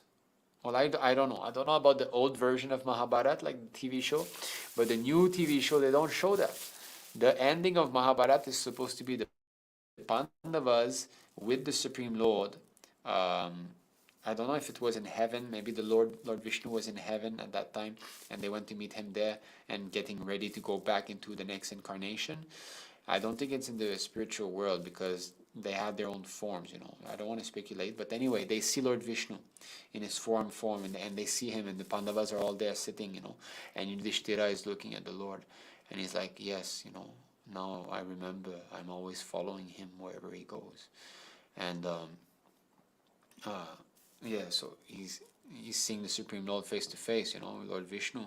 He's like, oh, my beautiful Lord is there, and he has brought me into this whole adventure that we had, this life as the Pandavas and this kingdom and all. I understand that I was just a tool in his hand, he has used me and my brothers and all. Now I see that we are his eternal companion and that we're always following him, because they forget, everyone forgets, except the Lord. Everyone forgets. Arjuna also doesn't remember that. Yudhishthira also doesn't remember that. So every time it's a new, these Nitya Siddha devotees who follow, they are actually Nitya Lila, associated with the Nitya Lilas. They follow the Lord in the material world always. And they always forget every time, but every life they rediscover the Lord. They re-meet the Lord, Again, they meet God again in different pastimes and so on. So when he goes back, when he wraps up that pastime, the Lord goes back and he's there. He sees Lord Vishnu, and then he's like, oh, I remember now. Yeah, it's true. I'm his eternal associate, and I'm going to follow him. So, and then he's like, where should I go next? Where will we go next? He's thinking like that, and then he says, well, it doesn't matter as long as I'm with my Lord. And this is the end of Mahabharata. Where are they showing this? I didn't see it in any TV series or anything. This is the most beautiful end. I mean, can you think of any end more heart-touching than this? Shtavya Satev's expert writing that he's showing how these devotees are following the Lord from universe to universe. I mean, it's just, oh, And I still remember one day when I was listening to this ending, I started to cry, I was, oh my God, because there was some realizations of this is actually what can happen to us even. It's possible to enter the Lord's pastimes like this, I mean, the aim is so great, what Prabhupada has come to give us is beyond our understanding. And that day I remember my wife was even there when I finished, and I started to cry like this, and even my wife, she was like, oh, I've never seen you like this, and so on. And I had, sometimes it happens in spiritual life when our realizations are really going up, and it doesn't stay there because we're not so advanced, but sometimes it happens. And I remember that day when I finished this Mahabharata, and I was just, and I had some tears, and then I went onto my balcony, and I look at the stars, it was nighttime. I look at the stars, and I was like, wow, like Maharaj Yudhishthira, he went back like onto some heavenly planet to see Lord Vishnu, and I was like, well, all this is real. And when I thought like that, I saw a shooting star. As soon as I thought like, oh, this is real, the Lord is trying to show us, I saw a shooting star like this. And even more, I thought, wow, like the Lord is reciprocating with me, showing me this. So this ending of Mahabharata never fails to touch me. It's just so beautiful. Yes, so Vanaprastha can help us to re-achieve this position. Okay, let's continue reading. The Pandavas are eternal companions of the Lord, and therefore they are more interested in the company of the Lord than anything else. Besides that, being an ideal king, Maharaj Yudhishthira wanted to retire just to set an example for others. That's another thing, because actually a pure devotee is not perturbed by any material arrangement, whether he's a grihasta or vanaprastha. It doesn't matter much to him. He's already in the perfectional stage. So why does he do things at all? Well, of course, he has a natural inclination on how he wants to serve the Lord, but here we see that he wanted to set an example also. As soon as there's some young fellow to look after the household affairs, one should at once retire from family life to uplift oneself to spiritual realization. You see? So if there's a young fella, a young son that can take care of the family, then one should retire. One should not rot in the dark well of household life till one is dragged out by the will of Yamarāja. Wow, that is a very strong statement here. Modern politicians should take lessons from Maharaj Yudhishthira about voluntarily retirement from active life and should make room for the younger generation. Also, retired old gentlemen should take lessons from him and leave home for spiritual realization before forcefully dragged away to meet death. Yeah, dying on the deathbed, surrounded by crying relatives, is a miserable death that no one should wish for. It's just so degrading, and how you can go back to Krishna like that? No way, Seeing your son cry, your wife cry, and how are you going to think of Krishna? Thereafter, in the capital of Hastinapura, he enthroned his grandson, who was trained and equally qualified, as the emperor and master of all land bordered by the seas. So this is Maharaj Parikshit.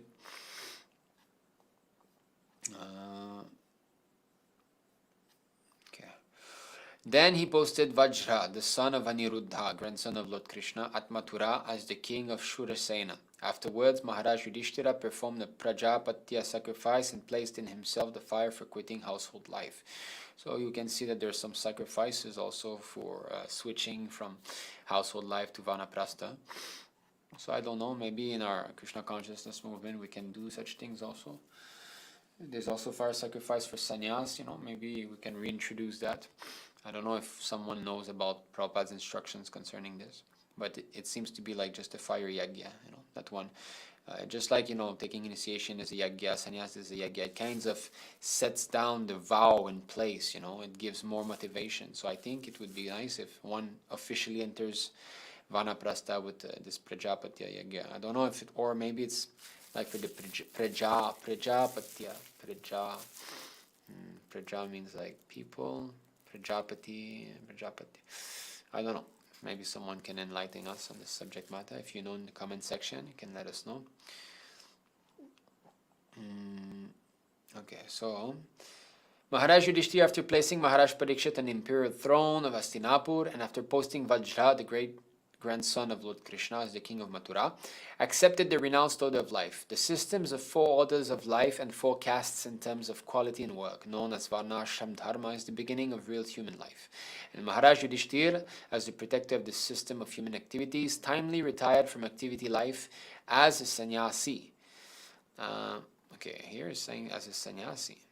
Actually, the Kshatriya cannot take sannyas.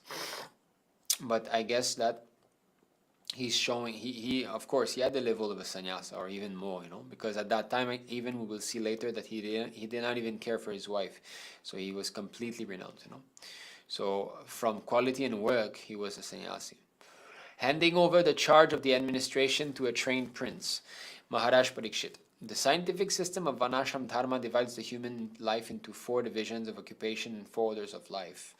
Okay, so we know this. And Prabhupada here chastises modern politicians who never want to be retiring. Everyone's life must be so arranged that the last stage of life, say at least the last 15 to 25 years prior to death, can be absolutely devoted to the devotional service of the Lord to attain the highest perfection of life. It is really foolishness to engage oneself all the days of one's life in material enjoyment and fruitive activities.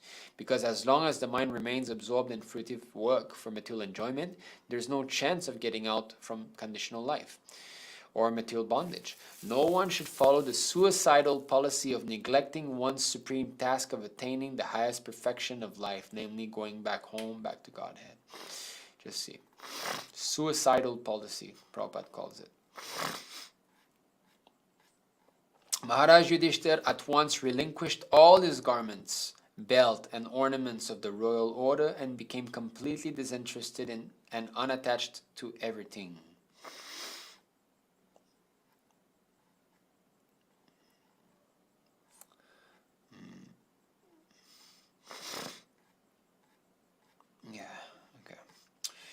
Then he amalgamated all the sense organs. Okay, so this is, he was, a yogi also. He knew how to withdraw the whole material ego. Prabhupada speaks about Mahatattva and all.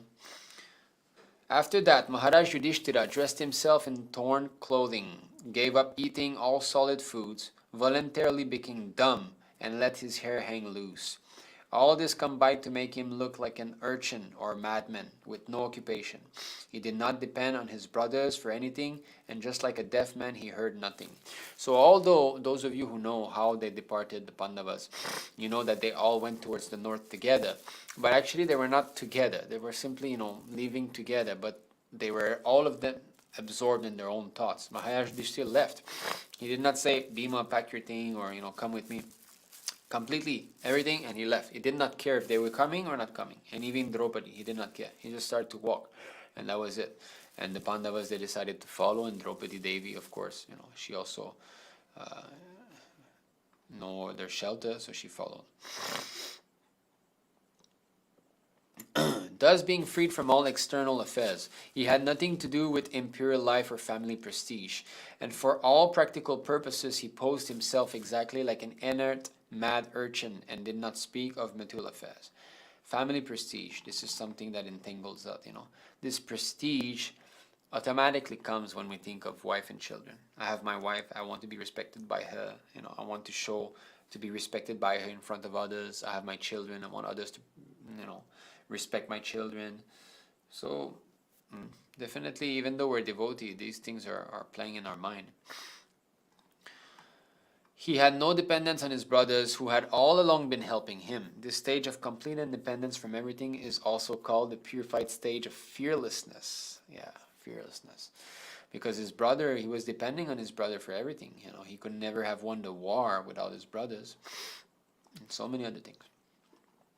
He then started towards the north, treading the path accepted by his forefathers and great men, to devote himself completely to the thought of the Supreme Personality of Godhead, and he lived in that way wherever he went.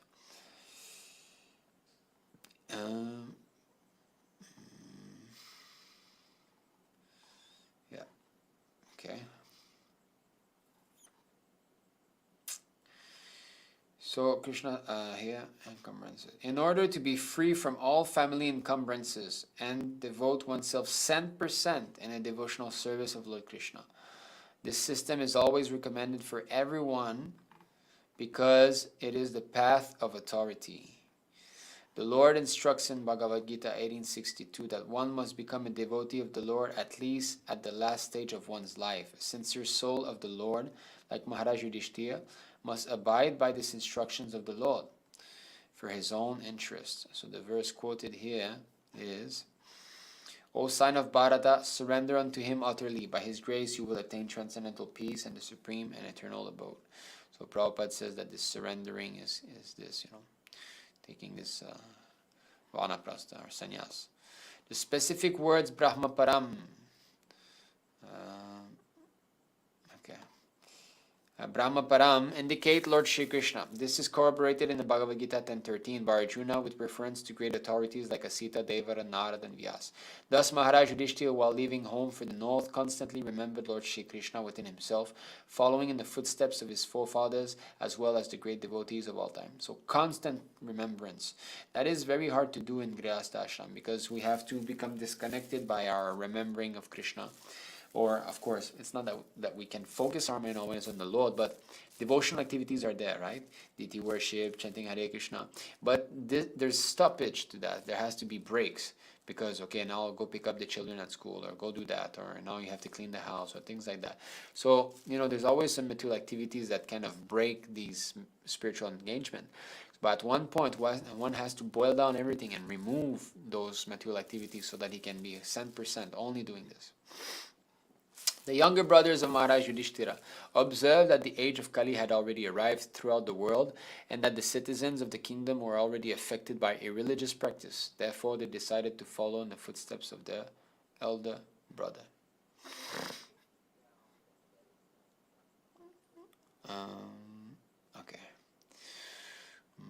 According to the principle of Sanatana Dharma. So Prabhupada sometimes call also Sanatana Dharma. So those are the two real names, Varnashram Dharma or Sanatana Dharma. But Hinduism, no, never.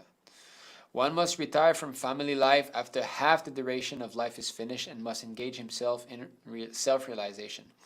But the question of engaging oneself is not always decided. Sometimes retired men are bewildered about how to engage themselves for the last days of life. Here is a decision by authorities like the Pandavas. All of them engaged themselves in favorably culturing the devotional service of the Lord Shri Krishna, the Supreme Personality of Godhead. According to Swami Sridhar, Dharma, Artha, Kama, and Moksha, or fruitive activities, philosophical speculation and salvation, as conceived by several persons, are not the ultimate goal of life. They are more or less practiced by persons who have no information of the ultimate goal of life. So, okay, the ultimate goal of life is to engage in devotional service.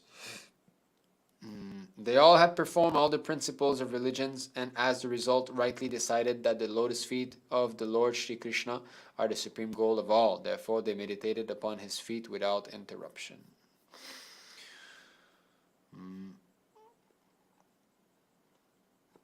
Okay, I just want to be showing the verse where Draupadi also left. Vidura, while on pilgrimage, left his body at Prabhas because he was absorbed in thought of Lord Krishna. He was received by the denizens of Pitraloka planet where he returned to his original post. So Vidura is actually Yamarāja. Okay, Draupadi. Draupadi also saw that her husbands, without caring for her, you see, this is real complete renouncement, without caring for the wife even. That is actually sannyas stage. Were leaving home. She knew well about Lord Vasudeva, Krishna, the personality of Godhead. Both she and Subhadra became absorbed in thoughts of Krishna and attained the same results as their husbands. So they followed actually. So we can understand that both Draupadi and Subhadra also followed their husbands. So Subhadra is only married to Arjuna, but Draupadi is married to the five husbands. And they attained the same result as their husband.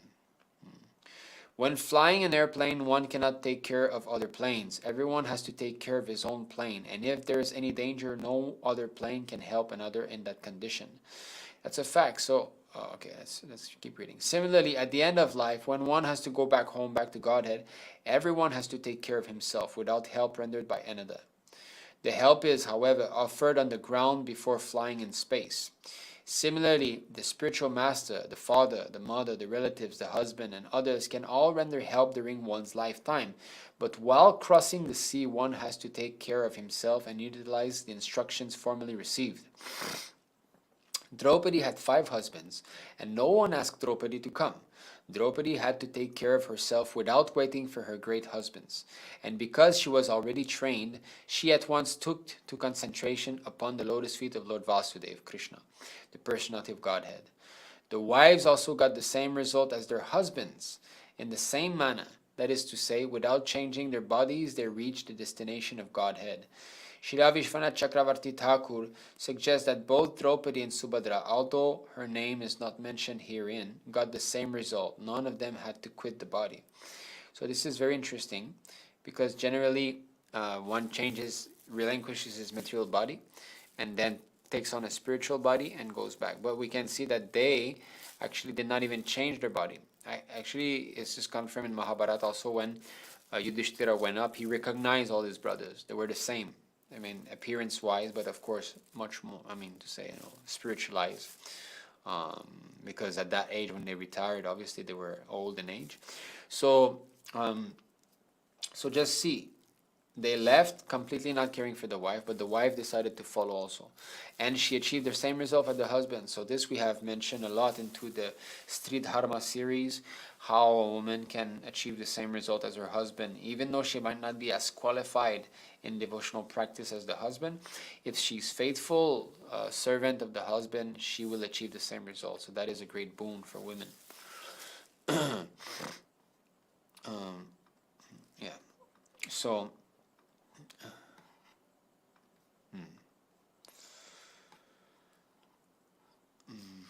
the subject of the departure of the sons of Pandu for the ultimate goal of life, back to Godhead, is fully auspicious and is perfectly pure. Therefore, anyone who hears this narration with devotional faith, certainly gains the devotional service of the Lord, the highest perfection of life. Yes, so that is the end of this chapter.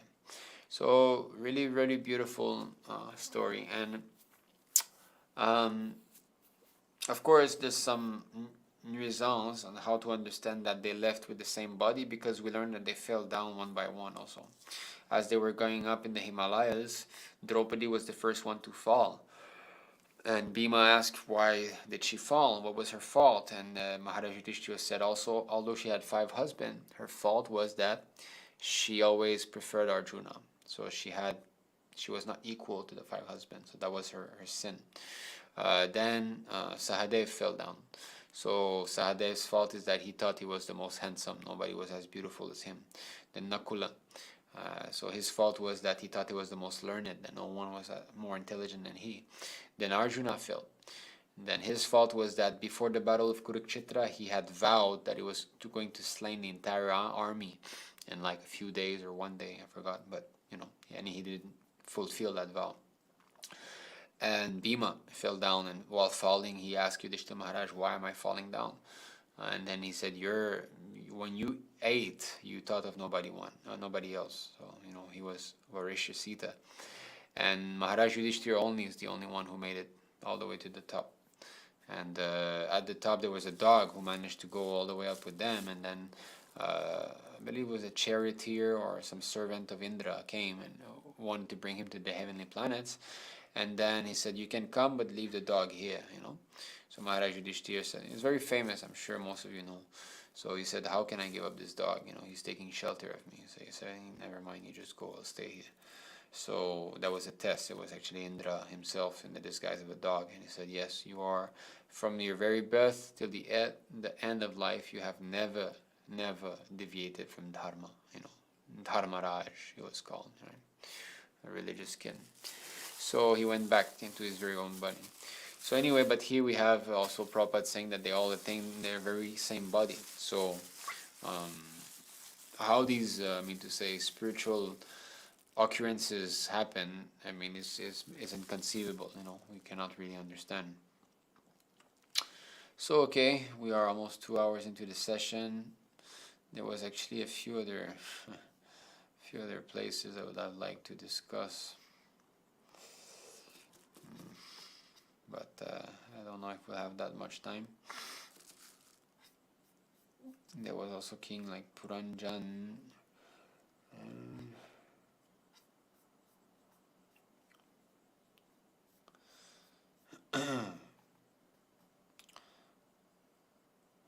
So, okay, this is a quick story of a couple retiring, taking vanaprastha. So this is 428, text 34. Just as the moonshine follows the moon at night, immediately after King Malayadvaja departed for Kulachala, his devoted wife, whose eyes were very enchanting, followed him, giving up all homely happiness despite family and children. So this is Vanaprastha stage. So King Malayadvaj left and his wife followed him. Just as in the Vanaprastha stage, the wife follows the husband, similarly when the spiritual master retires for Nirjana Bhajan, some of his advanced devotees follow him and engage in his personal service.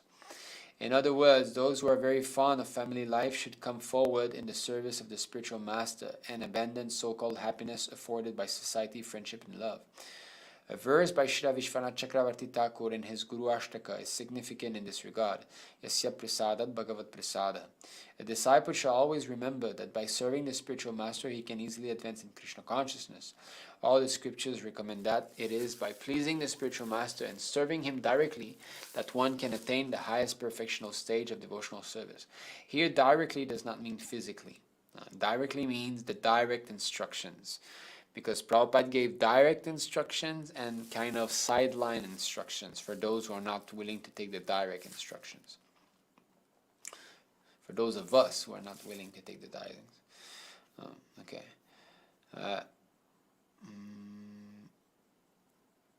So taking bath, okay. So in the province of Kulachala, there were rivers named Chandravasa, Tamraparni, and Vatodaka. King Malayadvaja used to go to those pious rivers regularly and take his bath there. Thus, he purified himself externally and internally. He took his bath and ate bulbs, seeds, leaves, flowers, roots, fruits, and grasses, and drank water. In this way, he underwent severe austerities. Eventually, he became very skinny. So, vanaprasthas, we can see, are not supposed to have much meat on their body. They're supposed to become very skinny because of undereating, We can definitely see that to advance in Krishna consciousness, one must control his bodily weight. Yes, this is important. Overeating, over-increasing of the material body is not good. We should expand spiritually, not materially. If one becomes too fat, it is to be assumed that he is not advancing spiritually. Srila Bhaktisiddhanta Saraswati Thakur severely criticized his fat disciples. The idea is that one who intends to advance in Krishna consciousness must not eat very much. Devotees used to go to forests, high hills, or mountains on pilgrimages, but such severe austerities are not possible in these days. Okay, so here again, so that's nice that we have this statement of Prabhupada, because it brings back what we were discussing, that all these austerities of the Vanaprastha ashram are not suitable for us. Okay, so Prabhupada says one should instead eat only prasad and no more than required. According to the Vaishnava calendar, there are many fasts such as Ekadashi and the appearance and disappearance days of God and his devotees. All of these are meant to decrease the fat within the body so that one will not sleep more than desired and will not become inactive and lazy. So we have fast Pandava Ekadashi, which is a Nirjal fast. Of course, we know many very great devotees in Singapore. They do every Ekadashi al Nirjal. So almost all devotees in Singapore do every Ekadashi as Nirjal, with the great guidance and influence of His Grace Nagopal Prabhu, who has been doing this for a very long time already. So those of us who want to reduce weight, we should do every Ekadashi as Nirjal. I do not do. I don't need to lose weight much. And actually doing Nirjal for me, when I'm engaged in service, I can handle it nicely. But at home here, like this year, it was a bit tough yesterday. I could feel a lot of problem, Of course, I'm not very advanced. That's one thing. And also, I'm very skinny, so I lose energy quite fast. But when I'm with the devotees, I'm with the environment of the temple and all, easily it can be done. Overindulgence in food will cause a man to sleep more than required. This human form of life is meant for austerity, and austerity means controlling sex, food intake, etc. In this way, time can be saved for spiritual activity. That's the real thing, actually. Actually, that's the real use, Losing weight and more time. That's the real idea here. And one can purify himself both externally and internally. Thus, both body and mind can be cleansed. Of course, fasting has got some good property also for health. It cleanses the body. Through austerity, King Malayadvaj in body and mind gradually became equal to the dualities of cold and heat. Gradually became equal. Okay, yeah, he saw the same. Happiness and distress, wind and rain, hunger and thirst, the pleasant and the unpleasant. In this way, he conquered all relativities. Okay, and King Malayadvaj underwent severe austerities by leaving his home, going to Kulachala, taking his bath in the sacred rivers, and eating only vegetables like stems, roots, seeds, flowers, and leaves, avoiding any cooked food or grains. These are very, very austere practices. In this age, it is very difficult to leave home and go to the forest or the Himalayas to adopt the process of austerity. Indeed, it is almost impossible. If one is even advised to give up meat eating, drinking, gambling, and illicit sex, one will fail to do so. What then would a person do if he went to the Himalayas or Kulachala? Such acts of renunciation are not possible. So the Acharya, the empowered Acharya, is telling us, don't try to imitate that. Therefore, Lord Krishna has advised us to accept the Bhakti Yoga process. Bhakti Yoga will automatically liberate a person from the dualities of life. Yeah, so okay. Okay, so he conquered his senses, he's fixed his mind on the lotus feet of Krishna. So I believe there's a place where Prabhupada expands more about Vanaprastha, and then his wife also is there. Just give me a second. Okay, so he became self-realized, he realized the super soul by meditation. Okay, here. The daughter of King Vidarbha accepted her husband all in all as the supreme. She gave up all sensual enjoyment and in complete renunciation followed the principles of her husband, who was so advanced. Thus she remained engaged in his service. So we can see again the stressing on the service to the husband, and this will help her. Of course, she was not doing what the husband was doing. He was the one meditating and not moving for many years and so on, but she was still tending to his whatever needs. Figuratively, King Malayadvaj is the spiritual master. So Prabhupada is saying figuratively because I think this is the Puranjana story, so it's all figurative, but at the same time it's all instructive. It's directly and indirectly. So the indirect instruction here is this. King Malayadvaj is the spiritual master and his wife Vaidarbhi is the disciple. The disciple accepts the spiritual master as the Supreme Personality of Godhead, as stated by Vishwanath Chakravarti Thakur, Guru Ashtaka, Sakshat Daridvayana. One directly accepts the Guru, the Supreme Spiritual Master, as the Supreme Personality of Godhead. One should accept the spiritual master not in the sense that the Mayavadi philosophers do, but in the way recommended here. Yeah, because Mayavadi means I need a spiritual master, but then when I'm God, I don't need him anymore. If a woman is fortunate enough to be the wife of a pure devotee, she can serve her husband without any desire for sense gratification.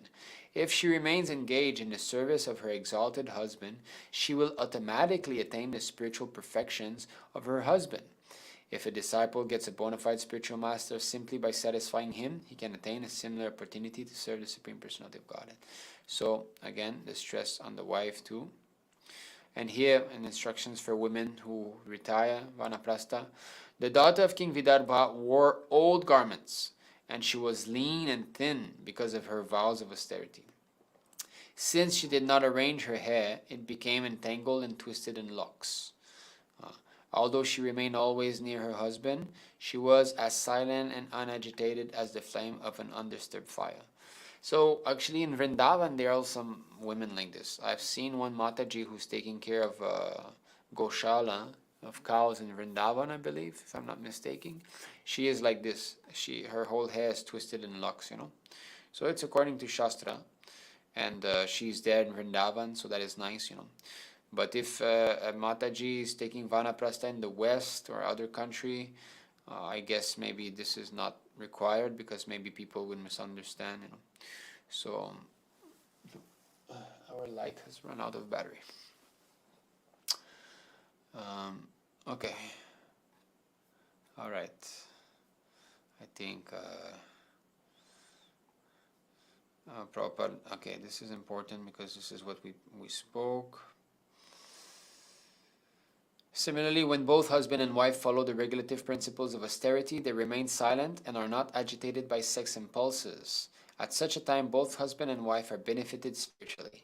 One can attain this stage of life by completely giving up a luxurious mode of life. You see, this is the way that, not agitated by sex impulses, not even agitated, not just not indulging, no agitation at all. So this can happen when complete giving up of any luxury. So old cloth, not taking care of the body, of the beauty of the body and all, you know. So the wife especially should remain austere, not desiring luxurious dresses and living standards. She should accept only the bare necessities of life and minimize her eating and sleeping. There should be no question of mating. Simply by engaging in the service of her exalted husband, who must be a pure devotee, the wife will never be agitated by sex impulses. The Vanaprastha stage is exactly like this. Although the wife remains with the husband, she undergoes severe austerities and penances, so that although both husband and wife live together, there is no question of sex. In this way, both husband and wife can live together perpetually. Perpetually, you know, because actually the Kshatriya, here we speak of a king, Kshatriya, they die in the presence of their wife. And then they used to burn their own body by meditation, or just give up the body and the wife would burn the body and then she will enter the fire also. So they die together, but far away from family, you know. Since the wife is weaker than the husband, this weakness is expressed in this verse with the words upapatim. Upa means near to or almost equal to. Being a man, the husband is generally more advanced than his wife. Nonetheless, the wife is expected to give up all luxurious habits. So it's not that, oh, my husband is advanced, so he can do that, but me being a woman, I cannot. She also has to do. She should not even dress nicely or comb her hair. Hair combing is one of the main business of women. In the Vanaprastha stage, the wife should not take care of her hair. Thus her hair will become tangled in knots. Consequently, the wife will no longer be attractive to the husband, and she herself will no longer be agitated by sex impulse. Naturally, because she knows that now I'm not beautiful, so the sex impulse is automatically subdued, you know. And the husband also, he sees that the wife is not attractive anymore, so he's seeing her as, you know, a devotee now who's helping me. In this way, both husband and wife can advance in spiritual consciousness. This advanced stage is called the Paramahamsa stage. And once it is obtained, both husband and wife can be actually liberated from bodily consciousness. If the disciple remains steady in the service of the spiritual master, he need no longer fear falling down into the clutches of Maya. So here is an instance where sannyas is actually not required. Because if the husband and wife both become liberated from bodily consciousness, then they are both, you know, liberated pure devotee and they can associate with one another. There's nothing wrong because the husband-wife relationship has been destroyed. But as we can see, one has to be very, very serious. You know, the wife should not comb her hair and only one set of clothes, and in this way, you know. The daughter of King Vidarbha continued as usual to serve her husband, who was seated in a steady posture until she could ascertain that he had passed away from the body. Just see. So he would pass away in the sitting posture. He would leave, you know. So then she would know, okay, there's no more living symptoms. It appears that the queen did not even talk to her husband while serving. She would simply perform her prescribed duties without talk. Thus, she did not stop rendering service until she could ascertain that her husband had passed from the body. Yeah, because talk between husband and wives is another form of sense gratification. The wife will always want to be sharing her thoughts with the husband, or her insecurities, or her pleasures, and so on. So, since in devotional service there's not necessarily need of talking, then talking should be stopped, so that only the Hare Krishna chanting is left, Hare Krishna japa. While she was serving her husband by massaging his legs, she could feel that his feet were no longer warm, and could thus understand that he had already passed from the body. She felt great anxiety upon being left alone, bereft of her husband's company. She felt exactly as the deer feels upon being separated from its mate.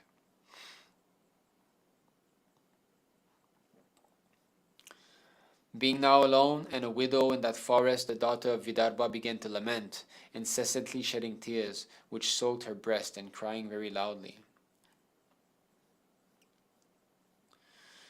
Prabhupada gives a nice, in this purport, saying that, as long as the spiritual master is physically present, the disciple should serve the physical body of the spiritual master. And when the spiritual master is no longer physically existing, the disciple should serve the instructions. And he also says, I think, that one should cry, should cry exactly as the queen cries. When the spiritual master leaves the body, the disciple has to cry. O best of kings, please get up, get up. Just see this world surrounded by water and infested with rogues and so-called kings. This world is very much afraid, and it is your duty to protect her. This is a nice instructions for all of us.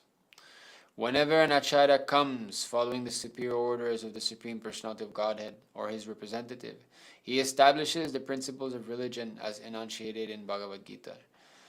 Religion means abiding by the order of the Supreme Personality of Godhead. Then it said, it is the Acharya's duty to spread a bona fide religious system and induce everyone to bow down before the Supreme Lord. And then Prabhupada says, unfortunately, when the Acharya disappears, rogues and non-devotees take advantage and immediately begin to introduce unauthorized principles in the name of so-called swamis, yogis, and philanthropists. Just see, this is happening to our movement. Welfare workers, and so on. Actually, human life is meant for executing the order of the Supreme Lord, and this is stated in Bhagavad Gita. And then, the Acharya, the authorized representative of the Supreme Lord, establishes these principles, but when he disappears, things once again become disordered. The perfect disciple of the Acharya tried to relieve the situation by sincerely following the instruction of the spiritual master. To relieve the situation, so our aim is not to, I'm going to be reviving the whole movement and all. This is a bit based on false ego. We do whatever we can. Whether the movement becomes revived or not is in Krishna's hand. But at least relieve the situation so that there's some, space to breathe for sincere devotees. So this is ISKM's mission, This is what we're trying to do. That most obedient wife thus fell down at the feet of her dead husband and began to cry pitifully in that solitary forest. Thus the tears rolled down from her eyes. She then prepared a blazing fire with firewood and placed the dead body of her husband upon it. When this was finished, she lamented severely and prepared herself to perish in the fire with her husband. So this we see that it happened many times. Even King Prithu, same thing. He left the body and his wife was left there, and she arranged for the funeral pyre for her husband. 2 of our lights have died. How come? It's not even 2 hours in the session. I didn't charge them fully.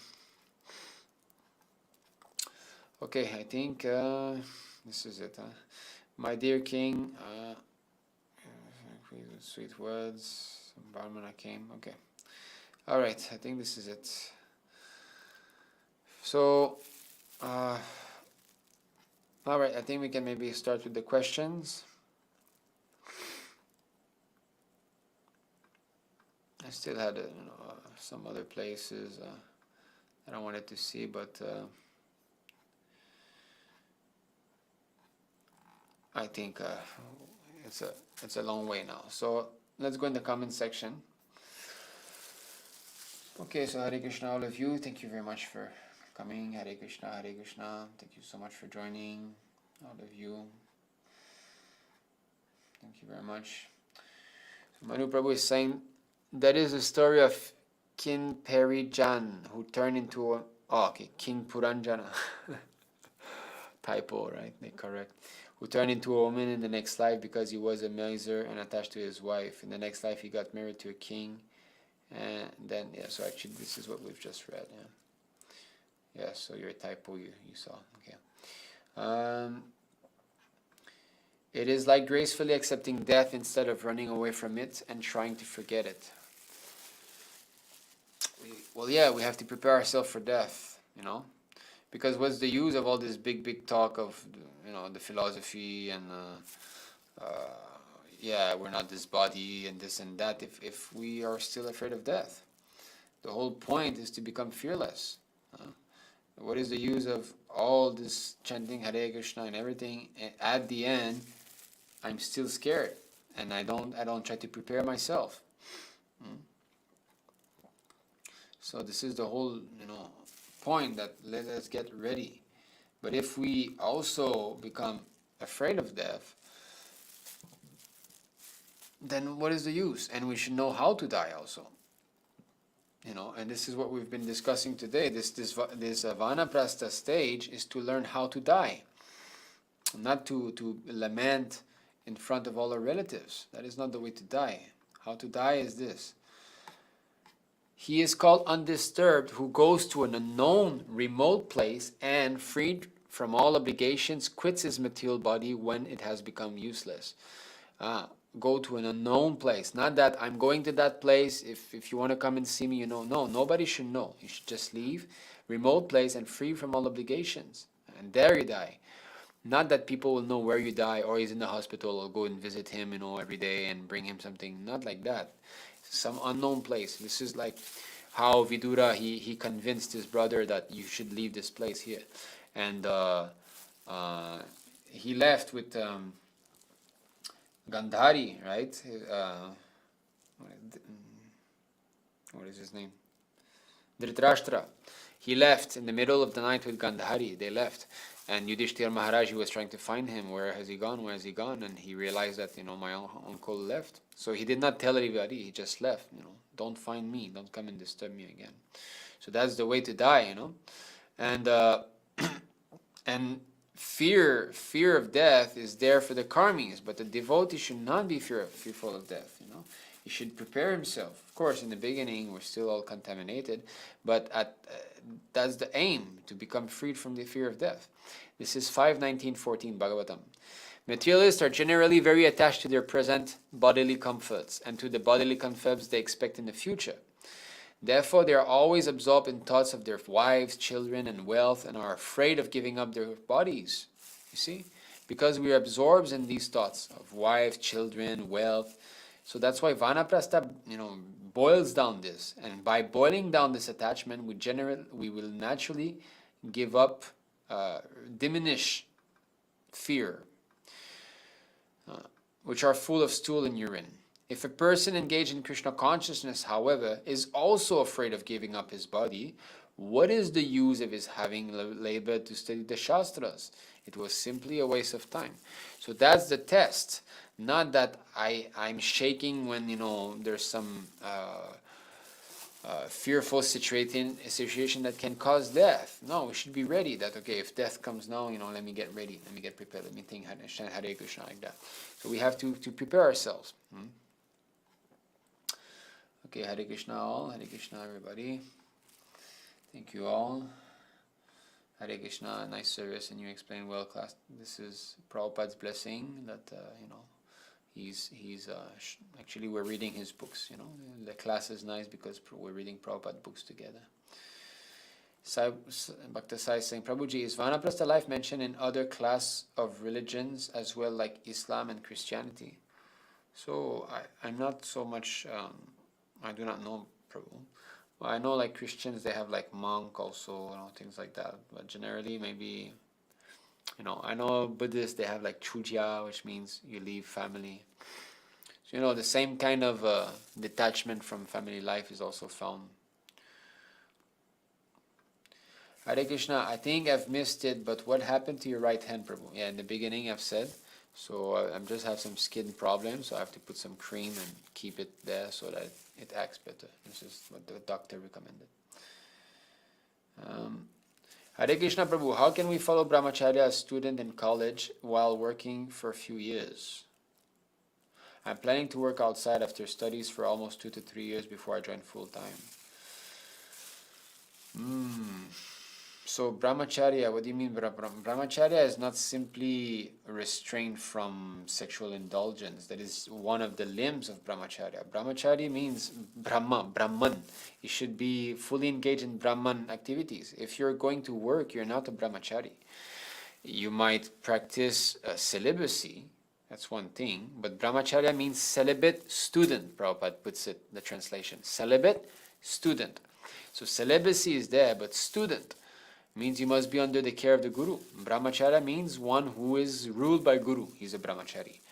So if you work outside, you're not a brahmachari, you're preparing for grihastha ashram. What is the use of working if you don't have wife and children? There's no use. What are you going to do with the money? You know, money means you need it for wife, children, having a house. Like me, I need some money. But if I didn't have a wife and children, what money do I need? I'll simply live in a temple, in the ashram, that's it, and fully engage. So I would recommend that you flip that around. You should go 2-3 years in the ashram before you get a job and get married if you want, you know. You should go in the ashram first. That is the proper way to do it. Because if you work, then how do you know you will want to become brahmachari after that? Don't test fire, you know, like I'll touch and I won't get burned. Not like that. Because if you start to work, you'll earn money. And if you don't know how to use that money properly, you'll become entangled. And by this money, everything will increase. That I can buy this, I can buy that, and I'll be more attractive to women. And then one thing leads to another. And then you'll want a woman, you want to get married, and you will have missed the most precious opportunity to get trained as a brahmachari in a temple. I have mentioned many times in my session, if I could do one thing different in my life, it would have been this, to have a longer training as a brahmachari in a temple. From starting my Kṛṣṇa consciousness to getting married, it was, what, a year and a half maybe? And I live as a so-called brahmachari. I was not a brahmachari, but I live as a unmarried man in the ashram in Singapore, only like 4 months or 5 months, which is nothing. And because of that, I went through so much suffering in my married life.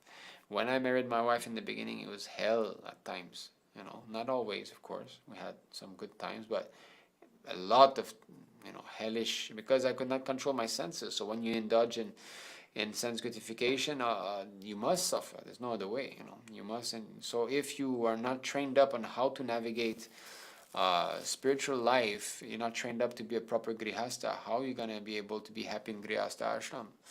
You'll suffer even more. So better you get the training now, you know, before you join. So I don't know what is your reason. Maybe you want to earn money for your parents or things like that. So I highly suggest that you get in touch with us. Jagannath Prasad does. I think you're already in the group, right? So again, as I do in every session, I'm going to share here. Today attendance is less. I think maybe this topic is fearful for some. So we have got this group here. This is a group for Prabhujis only. It's a Telegram group. I'm posting it now. Anyone can join. Of course, Matajis cannot. But Matajis, we've got a Matajis group also. So you can add my number. That's my WhatsApp and Telegram number. You can add me and I will put you in touch with the Mataji that is in the Mataji's group, and this way you'll be added. So you should take guidance for this. You know, we should discuss more your situation. Where are your parents? Where do you live? And this and that, and we can maybe help you take a proper decision. Okay, here you're saying, as I'm the eldest son, there's some responsibility left before my brothers take up next. Yeah, but if one surrendered to Krishna, he doesn't have this responsibility anymore, you know. That is called Shraddha. When one knows that I don't have responsibility if I surrender to Krishna, Krishna will take care of everything. Tadavid Prabhu, I believe, is the eldest also. They have 3 brothers, I think, 1 sister. I might be mistaken. I know there are at least 3 brothers and at least 1 sister. And if I'm not mistaken, he's the eldest, and he left. And Rajakishore Prabhu also left. So 2 sons, they so-called lost. So they left, and they're going on. Taveda Prabhu's family is going on. The father, the mother, their life is not that there. In fact, they're very fortunate that Taveda Prabhu surrendered full time. He's going to deliver his entire family. Hare Krishna Prabhu, does one should banish the existing connections of friends and relatives and take shelter of devotees completely, or make the existing ones devotees and guide them in Krishna consciousness as well? Prabhupada said that, we all fly our own plane, okay? So don't try to turn all of them into devotees, because you're going to hit a wall. That's what I tried in the beginning, and I was very, very weak, and I tried to do that, and I just hit the wall. They brought me down to their level instead of me raising them up, So now you try to be strong yourself, first of all. That's the main thing. When the plane crashed, they always say you put the mask first and then you help your child, right? Because if you faint, then what can you do? So first you save yourself, you become convinced, you become trained up. You should join full time, Actually, to tell you the truth, any one of you who are young boys, you should all join full time in the temple. That is just it. You should not lose this opportunity. I'm telling you, even if you're saying just 1 year, I vow 1 year to be full time in the ashram. Even just 1 year, just do it. That's gonna make you happy. It's gonna train you. You're gonna learn so many things, and you will have at least something to compare with. Because if you jump directly in Grihastha ashram, you haven't tasted anything of the full time engagement. And plus, if you get married later on, it's going to have given you a very strong base, to navigate the whole. Because Grihastha ashram is full of trouble. The children cry every day. You know that? Do you know that children cry every single day? And not one time. Many times throughout the day. The morning cry, there's noon cry, there's evening cry. Always. I'm hearing my son, my daughter, Of course, not their fault, that children body. But this is what you have to deal with. Always. And they get sick, children, you know that? And do you know how a father and mother feel when their children are sick? To see the poor child sneezing and everything, and you're trying to help, take this medicine, poor boy, it's okay, it's all right. How much, suffering you got from this? And the poor child is also going through these things. So it's filled with all these inebrieties, all these embarrassing situations, Grihastha ashram, filled with it. So first of all, go to Brahmacharya ashram and see if you're capable of tolerating the urge. If you're capable of tolerating the itchiness, Prabhupada says, by preaching, not by sleeping and ringing the bell, you'll not be able. But by preaching, if you're really convinced about preaching, just want to do that, preach, you'll be able to remain Naishtika Brahmachari. So you should at least go and test it out, Hare Krishna Prabhu, can a devotee initially unable to control one's senses but still determined to stay in Brahmacharya ashram under guidance of advanced devotee advance? Yes. In the beginning, before, in his past life, before becoming a devotee, he might have done things, or even now he might have a difficulty. But if you surrender and you go under the guidance of advanced devotee, you'll be protected and you can do it. But not on your own. There's no question of I'll stay, because sometimes devotee, they say, oh, we have got this online association, that's nice. It's nice, there's no doubt, and you can gain strength by this online, but how long will it go on? Do you want to be only attending online classes for the rest of your life? Do you want to be only, having those japa session online for the rest of your life, and that's it? You're never going to be joining full time and meeting the devotee and living with the devotees? This online association is very strong if one is serious, and we can see it how many of our bhaktas and bhaktans are benefiting from that. But that should be a kind of transitory period between I was alone and I'm with the devotees. Life means living with devotees. That is what spiritual life means, being with the devotee. So one should make a plan. How can I surrender and give up my comfort here in my own house or whatever it is, and go live full time in the ashram with the devotees?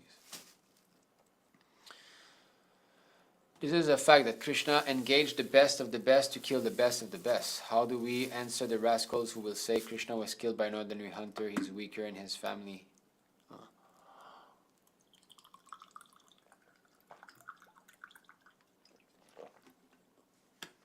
No need to defeat them.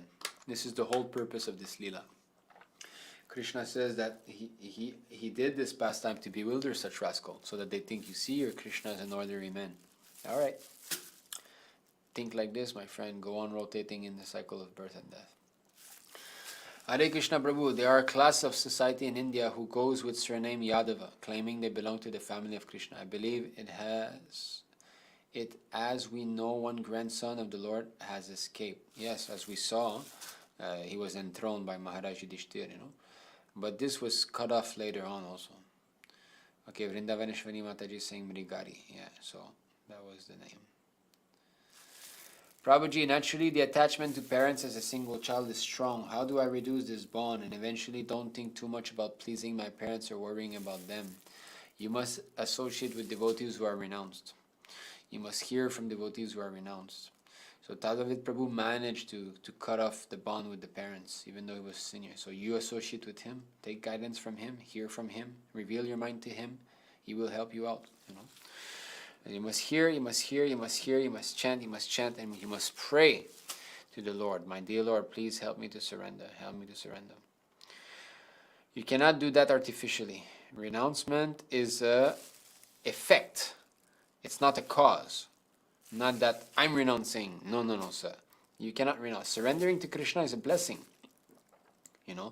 Not that, I have to renounce, I have to do that. No, you will be getting the blessing of being able to renounce. It's not a cheap thing to renounce, You have to pray to the Lord to make the arrangement. And you should not foolishly try to make the arrangement like in an immature stage. It's going to be destructive. But if you're serious, my dear Lord, please, help me become detached. Help me become detached. And it's not that you never see your parents again. Sometimes they think of, oh, you're joining the temple, I'll never see you. It doesn't have to be this way. Just like Tadavid Prabhu and His Grace Rajakishore Prabhu, both of them, they're not seeing their parents because the father is not willing. That's all. Otherwise, they could meet them again. There's no restriction for a brahmachari to meet his parents. It's just sannyas that doesn't have anything to do with family life. But brahmachari, he can see the parents once in a while, no problem. So this, you can let your parents know, and they can know that if you surrender to Krishna, go in the temple, you tell them it's something temporary. I just want to have this experience before I get a job or get married. You can speak to them like that so that they cool down a bit. You take guidance of your specific situation, speak to senior devotee on how you can do, and you pray to Krishna. As we have said, how did Prabhupada surrender? Of course, Prabhupada is a surrendered soul, but Krishna is fully controlling his life to show by example to others. It was Krishna's arrangement that he forced him to leave. His Grace Sundar Gopal Prabhu, Krishna's arrangements. So we don't surrender out of our own strength. What strength do we have? It's Krishna who's going to make the arrangement. So pray to the Lord. Is this in the Bhagavatam? Where is this text from? So I think today most verses were Bhagavatam and Chaitanya Charitamrita. I think maybe one verse from Bhagavad Gita or two verse. There was no other Shastra, right? No, there was nothing else. It was only Bhagavatam and Chaitanya Charitamrita. Okay, yes, so here it is. How do you believe one's Varna is ascertained? Well, this has to be seen by a Guru, So Guru, of course, Prabhupada wants to make Brahmanas, that's what he focuses on. But still, it's not because we are all trained to become Brahmana that our own Varna by nature is vanished. We still have some inclinations. Just like we're all second initiated Brahmana, the preachers in ISKM, but some of us are more inclined to cow protection. They really like to be with cows. That means their Varna is Vaishya. Some are more inclined to, study Shastra and teach Shastra, give lectures, so they're more inclined as being Brahmanas. Some might be more inclined as, in this way, so you have to see. But of course, it's not that he's a Vaishya, he's a Brahmana, not like that. When one becomes a devotee, even though his nature is to build things or do things manually, which is supposed to be Shudra, he's not a Shudra, he's a devotee. So when you become devotee, this Varna doesn't become so important, but it's still, the expert spiritual master will see that, this devotee has got this specific skills or tendencies, so let me engage him into that service. That's why we should work under some authority. Not compulsory, but generally in India, Brahmins are the wealthiest, followed by Kshatriya, Vaishya, and Shudra respectively. It is because of misinterpretation of text during British times in India. It is because of the influence of Kali Yoga. The Kali and polluted the body, the social body, by first of all corrupting the Brahmanas. Maharaj Parikshit was cursed by a Brahmana. There was some Brahmana bribed, given gold to look away when the snake came to bite, or whatever he did to Maharaj Parikshit. So the Brahmana class was corrupted first. So actually the degradation of the age of Kali, the fault was put on the Brahmana's head. Why is that? Some say, Bhrigu Muni, because he offended Lord Vishnu. He was cursed by Lakshmi Devi. But the other side is that actually in this age of Kali, demons take birth in Brahmana families. So that's the explanation.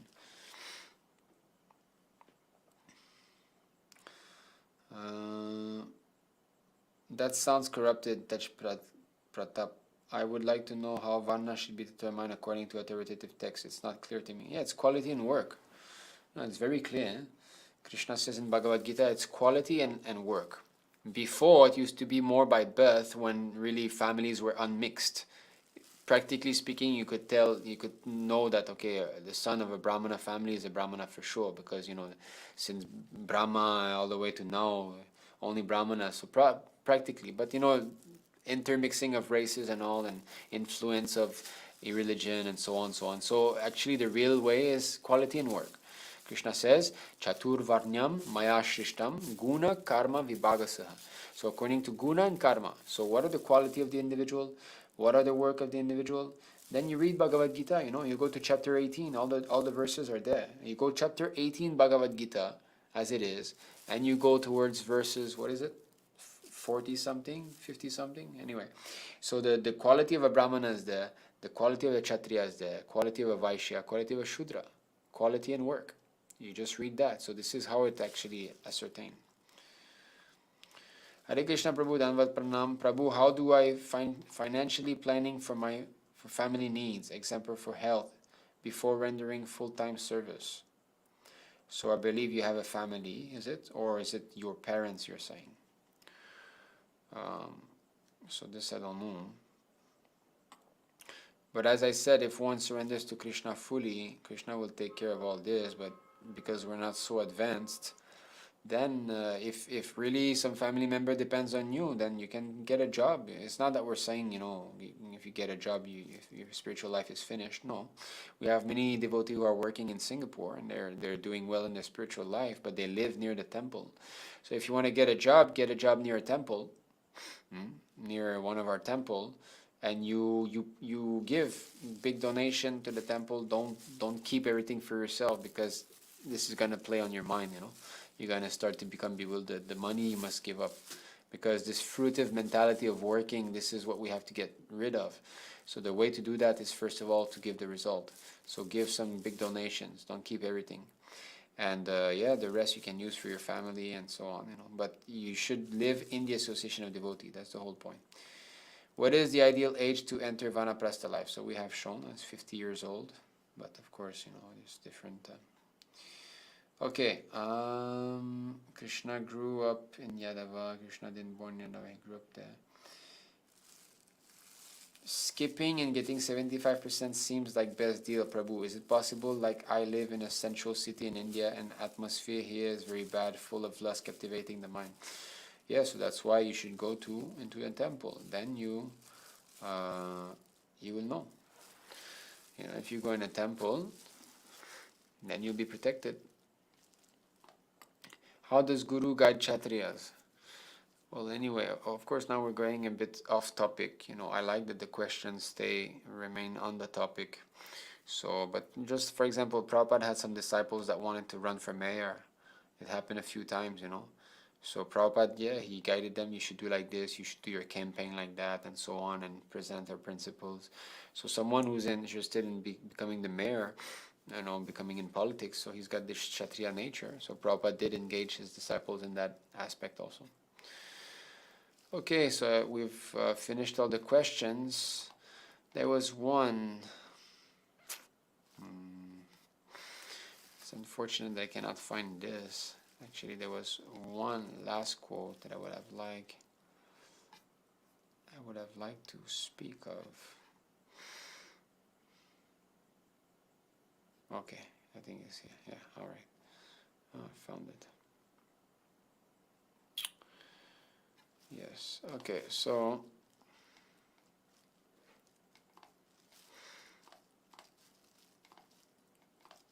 this is Srimad Bhagavatam, Canto 9, Chapter 19. Sukadeva Goswami said, O Maharaj Parikshit, Yayati was very much attached to women. In due course of time, however, when disgusted with sexual enjoyment and its bad effects, he renounced he renounced this way of life and narrated the following story to his beloved wife. My dear beloved wife, daughter of Sukracharya, in this world there was someone exactly like me. Please listen as I narrate the history of his life. By hearing about the life of such a householder, those who have retired from householder life always lament. So I don't know if you will have time to read the whole story, but this purport is good. Persons who live in the village or town are called Grama Nivasi, and those who live in the forest are called Vanavasi or Vanaprastha. The Vanaprasthas who have retired from family life generally lament about their past family life because it engaged them in trying to fulfill lusty desires. Prahlad Maharaj said that one should retire from family life as soon as possible, and he described family life as the darkest well. Hidvatma patam grihamandhakupam. If one continuously or permanently concentrates on living with his family, he should be understood to be killing himself. Just see. In the Vedic civilization, therefore, it is recommended that one retire from family life at the end of this 50th year and go to Vana, the forests. When he becomes expert or accustomed to forest life or retired life as a Vanaprastha, he should accept sannyas. Vanam gato yad harimashlayeta. Sannyasa means accepting unalloyed engagement in the service of the Lord. Unalloyed. Not mixed with anything else, not mixed with karma or jnana. So family life means karma, a lot of fruitive activity are involved. Vedic civilization therefore recommends 4 different stages of life: brahmacharya, grihastha, vanaprastha, and sannyas. One should be very much ashamed of remaining a householder and not promoting oneself to the 2 higher stages, namely vanaprastha and sannyas. Just see. Prabhupada is saying we should be very much ashamed to not do that. So of course some of you might be thinking, well, what do you know? You're only in your 30s, right? How do we know you're going to be retiring? Yeah, I am also trying to prepare myself that this stage will come in my life, I want to be ready for that stage too. I'm thinking about that, that my son, if he wants to be brahmachari, let him remain in the temple. If he wants to get married, okay, let him find, let me find him a good wife, good young wife, faithful wife. My daughter, let me get her married young.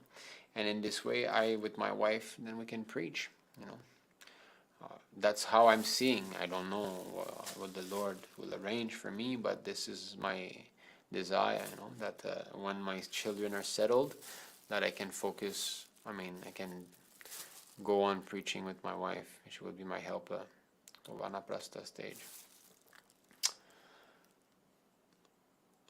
Okay. Some Aman Goel.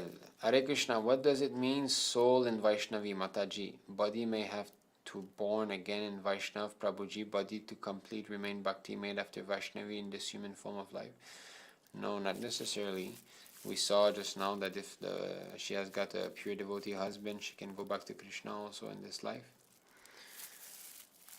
Now, is it possible without devotee husband? Yes, nothing is impossible. But Shastra says that, it's more difficult for women than for men to do it. So therefore, Prabhupada wants all of his women to remain married. Because, lust is there. The desire to enjoy the senses is much stronger in a woman's body. And therefore you see the whole world is run by this woman advertisement. Practically speaking, everybody that's tried to sell a product now uses a woman, right? Drink, pure beautiful woman. Travel somewhere, beautiful woman. Buy a new car, beautiful woman. They only use this woman, mode of passion. Woman is the object of personification of enjoying the material world. Is there a website to apply to temples? No, I've shared, I've shared my number. Scroll up in the comment section. I've shared my number. You add my number, and you can join the Telegram group. I've put the link in the comment section. You can join and add my number, and we can get in touch. If you're serious about that, then we'll definitely help you. You get in touch with me, okay? You just look. Make sure you add my number. Don't just disappear. I'm sharing also my email address, yeah. If you're serious about that, we can arrange for you to join a temple, no problem. If you're serious about this, you're very intelligent. I'm getting out the United States military soon, and I'd like to join. Oh, that's nice. If you have gone through some military training, that's going to help you a lot, in spiritual life, because spiritual life means strict sadhana. Waking up early, do this thing. If you went through a military training, very good. So here's a list of our temples. You can go and take a look. But yeah, you can get in touch with me. Haribol, thank you so much for the insightful session and your kind advice and guidance. I will try and implement them from now to best of my capacity. Jai Shri Prabhupada, Hare Kṛṣṇa. It must be difficult for a 50-year-old to live alone in the forest or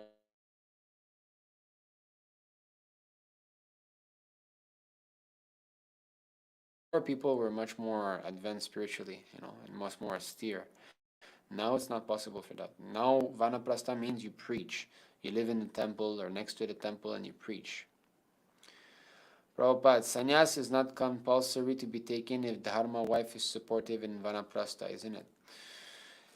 Yes, as we saw, there are examples of husband and wife leaving their body together and so on, but are we that advanced that we can reach that stage? We saw, and there was the example, right, that by being very austere husband and wife, one can completely become freed from the bodily concept of life. So if you're freed from the bodily concept of life, there's no necessity to leave the wife. But if both are free from bodily concept of life, then there's no reason also to continue being together. And both are already so advanced. So as a means to show by example, you can accept sannyas. If one does not want to accept sannyas, that means he still has some attachment for the wife, So if you've got still some attachment, that means we should work on that and be completely detached. To draw analogy, teachers, scientists, Brahman, army, police, kshatriya, businessmen, vaishya, other shudra. Yeah, the natures are there, but because they don't act according, then they cannot be. But those four types of men will always be there. Scientists, philosophers, they're supposed to be intelligent, right? Intelligent means Brahmana, but because they don't work accordingly, they're not Brahmanas. Thank you, Prabhu, for insightful session and your guidance. I will try to Brahmana. Okay, Hare Kṛṣṇa. Hare Kṛṣṇa Prabhupada. Okay, I think we've done it. We came to the end. There was one last thing I wanted to see, but we're already almost at the 3 hours threshold, and there's not so much more that we did not speak actually. All right, so thank you very much. So if you have appreciated the session, you can share it with your friends and relatives. Also, as I showed in the beginning of this session, we have got this because we're engaged in trying to preach to the best of our ability, as much as we try. So here we've got this Patreon. I've put the link down below, so you can become a member by contributing on a monthly basis. This is our support, whatever little income we have. So this is what we get. So you can, if you want to become a patron, you help us as we have expensive. Especially now that we got the deities, we spend a lot on flowers. So whatever money we get, we spend on the deity worship basically. And of course, we're maintained by that. And the rest, we try to preach. We're opening a website now. We're buying books. We've bought some Bhagavad Gitas in India. We're going to try to distribute Bhagavad Gita online. So basically we have no money in the bank account. We're not accumulating. Whatever money we get, we spend. We get, we spend, we use, you know. So if you would like to support. All right. Thank you very much. So Vanchakalpatarubhascha Kripasindhubhyeva cha Patitanam Pavanebhyo Vaishnavebhyo Namo Namaha. Anantukati Vaishnava Vrinda ki jai, Shri Prabhupada ki jai, Jai Nitai Gopram. Hare Hare Bol. Hare Krishna. All glories to Shri Prabhupada. So please join the group, see the phone number and all, because I don't know when I end the broadcast if you can see the comments, you know. So please do this now, okay? Hare Krishna. All glories to Shri Prabhupada. Jai.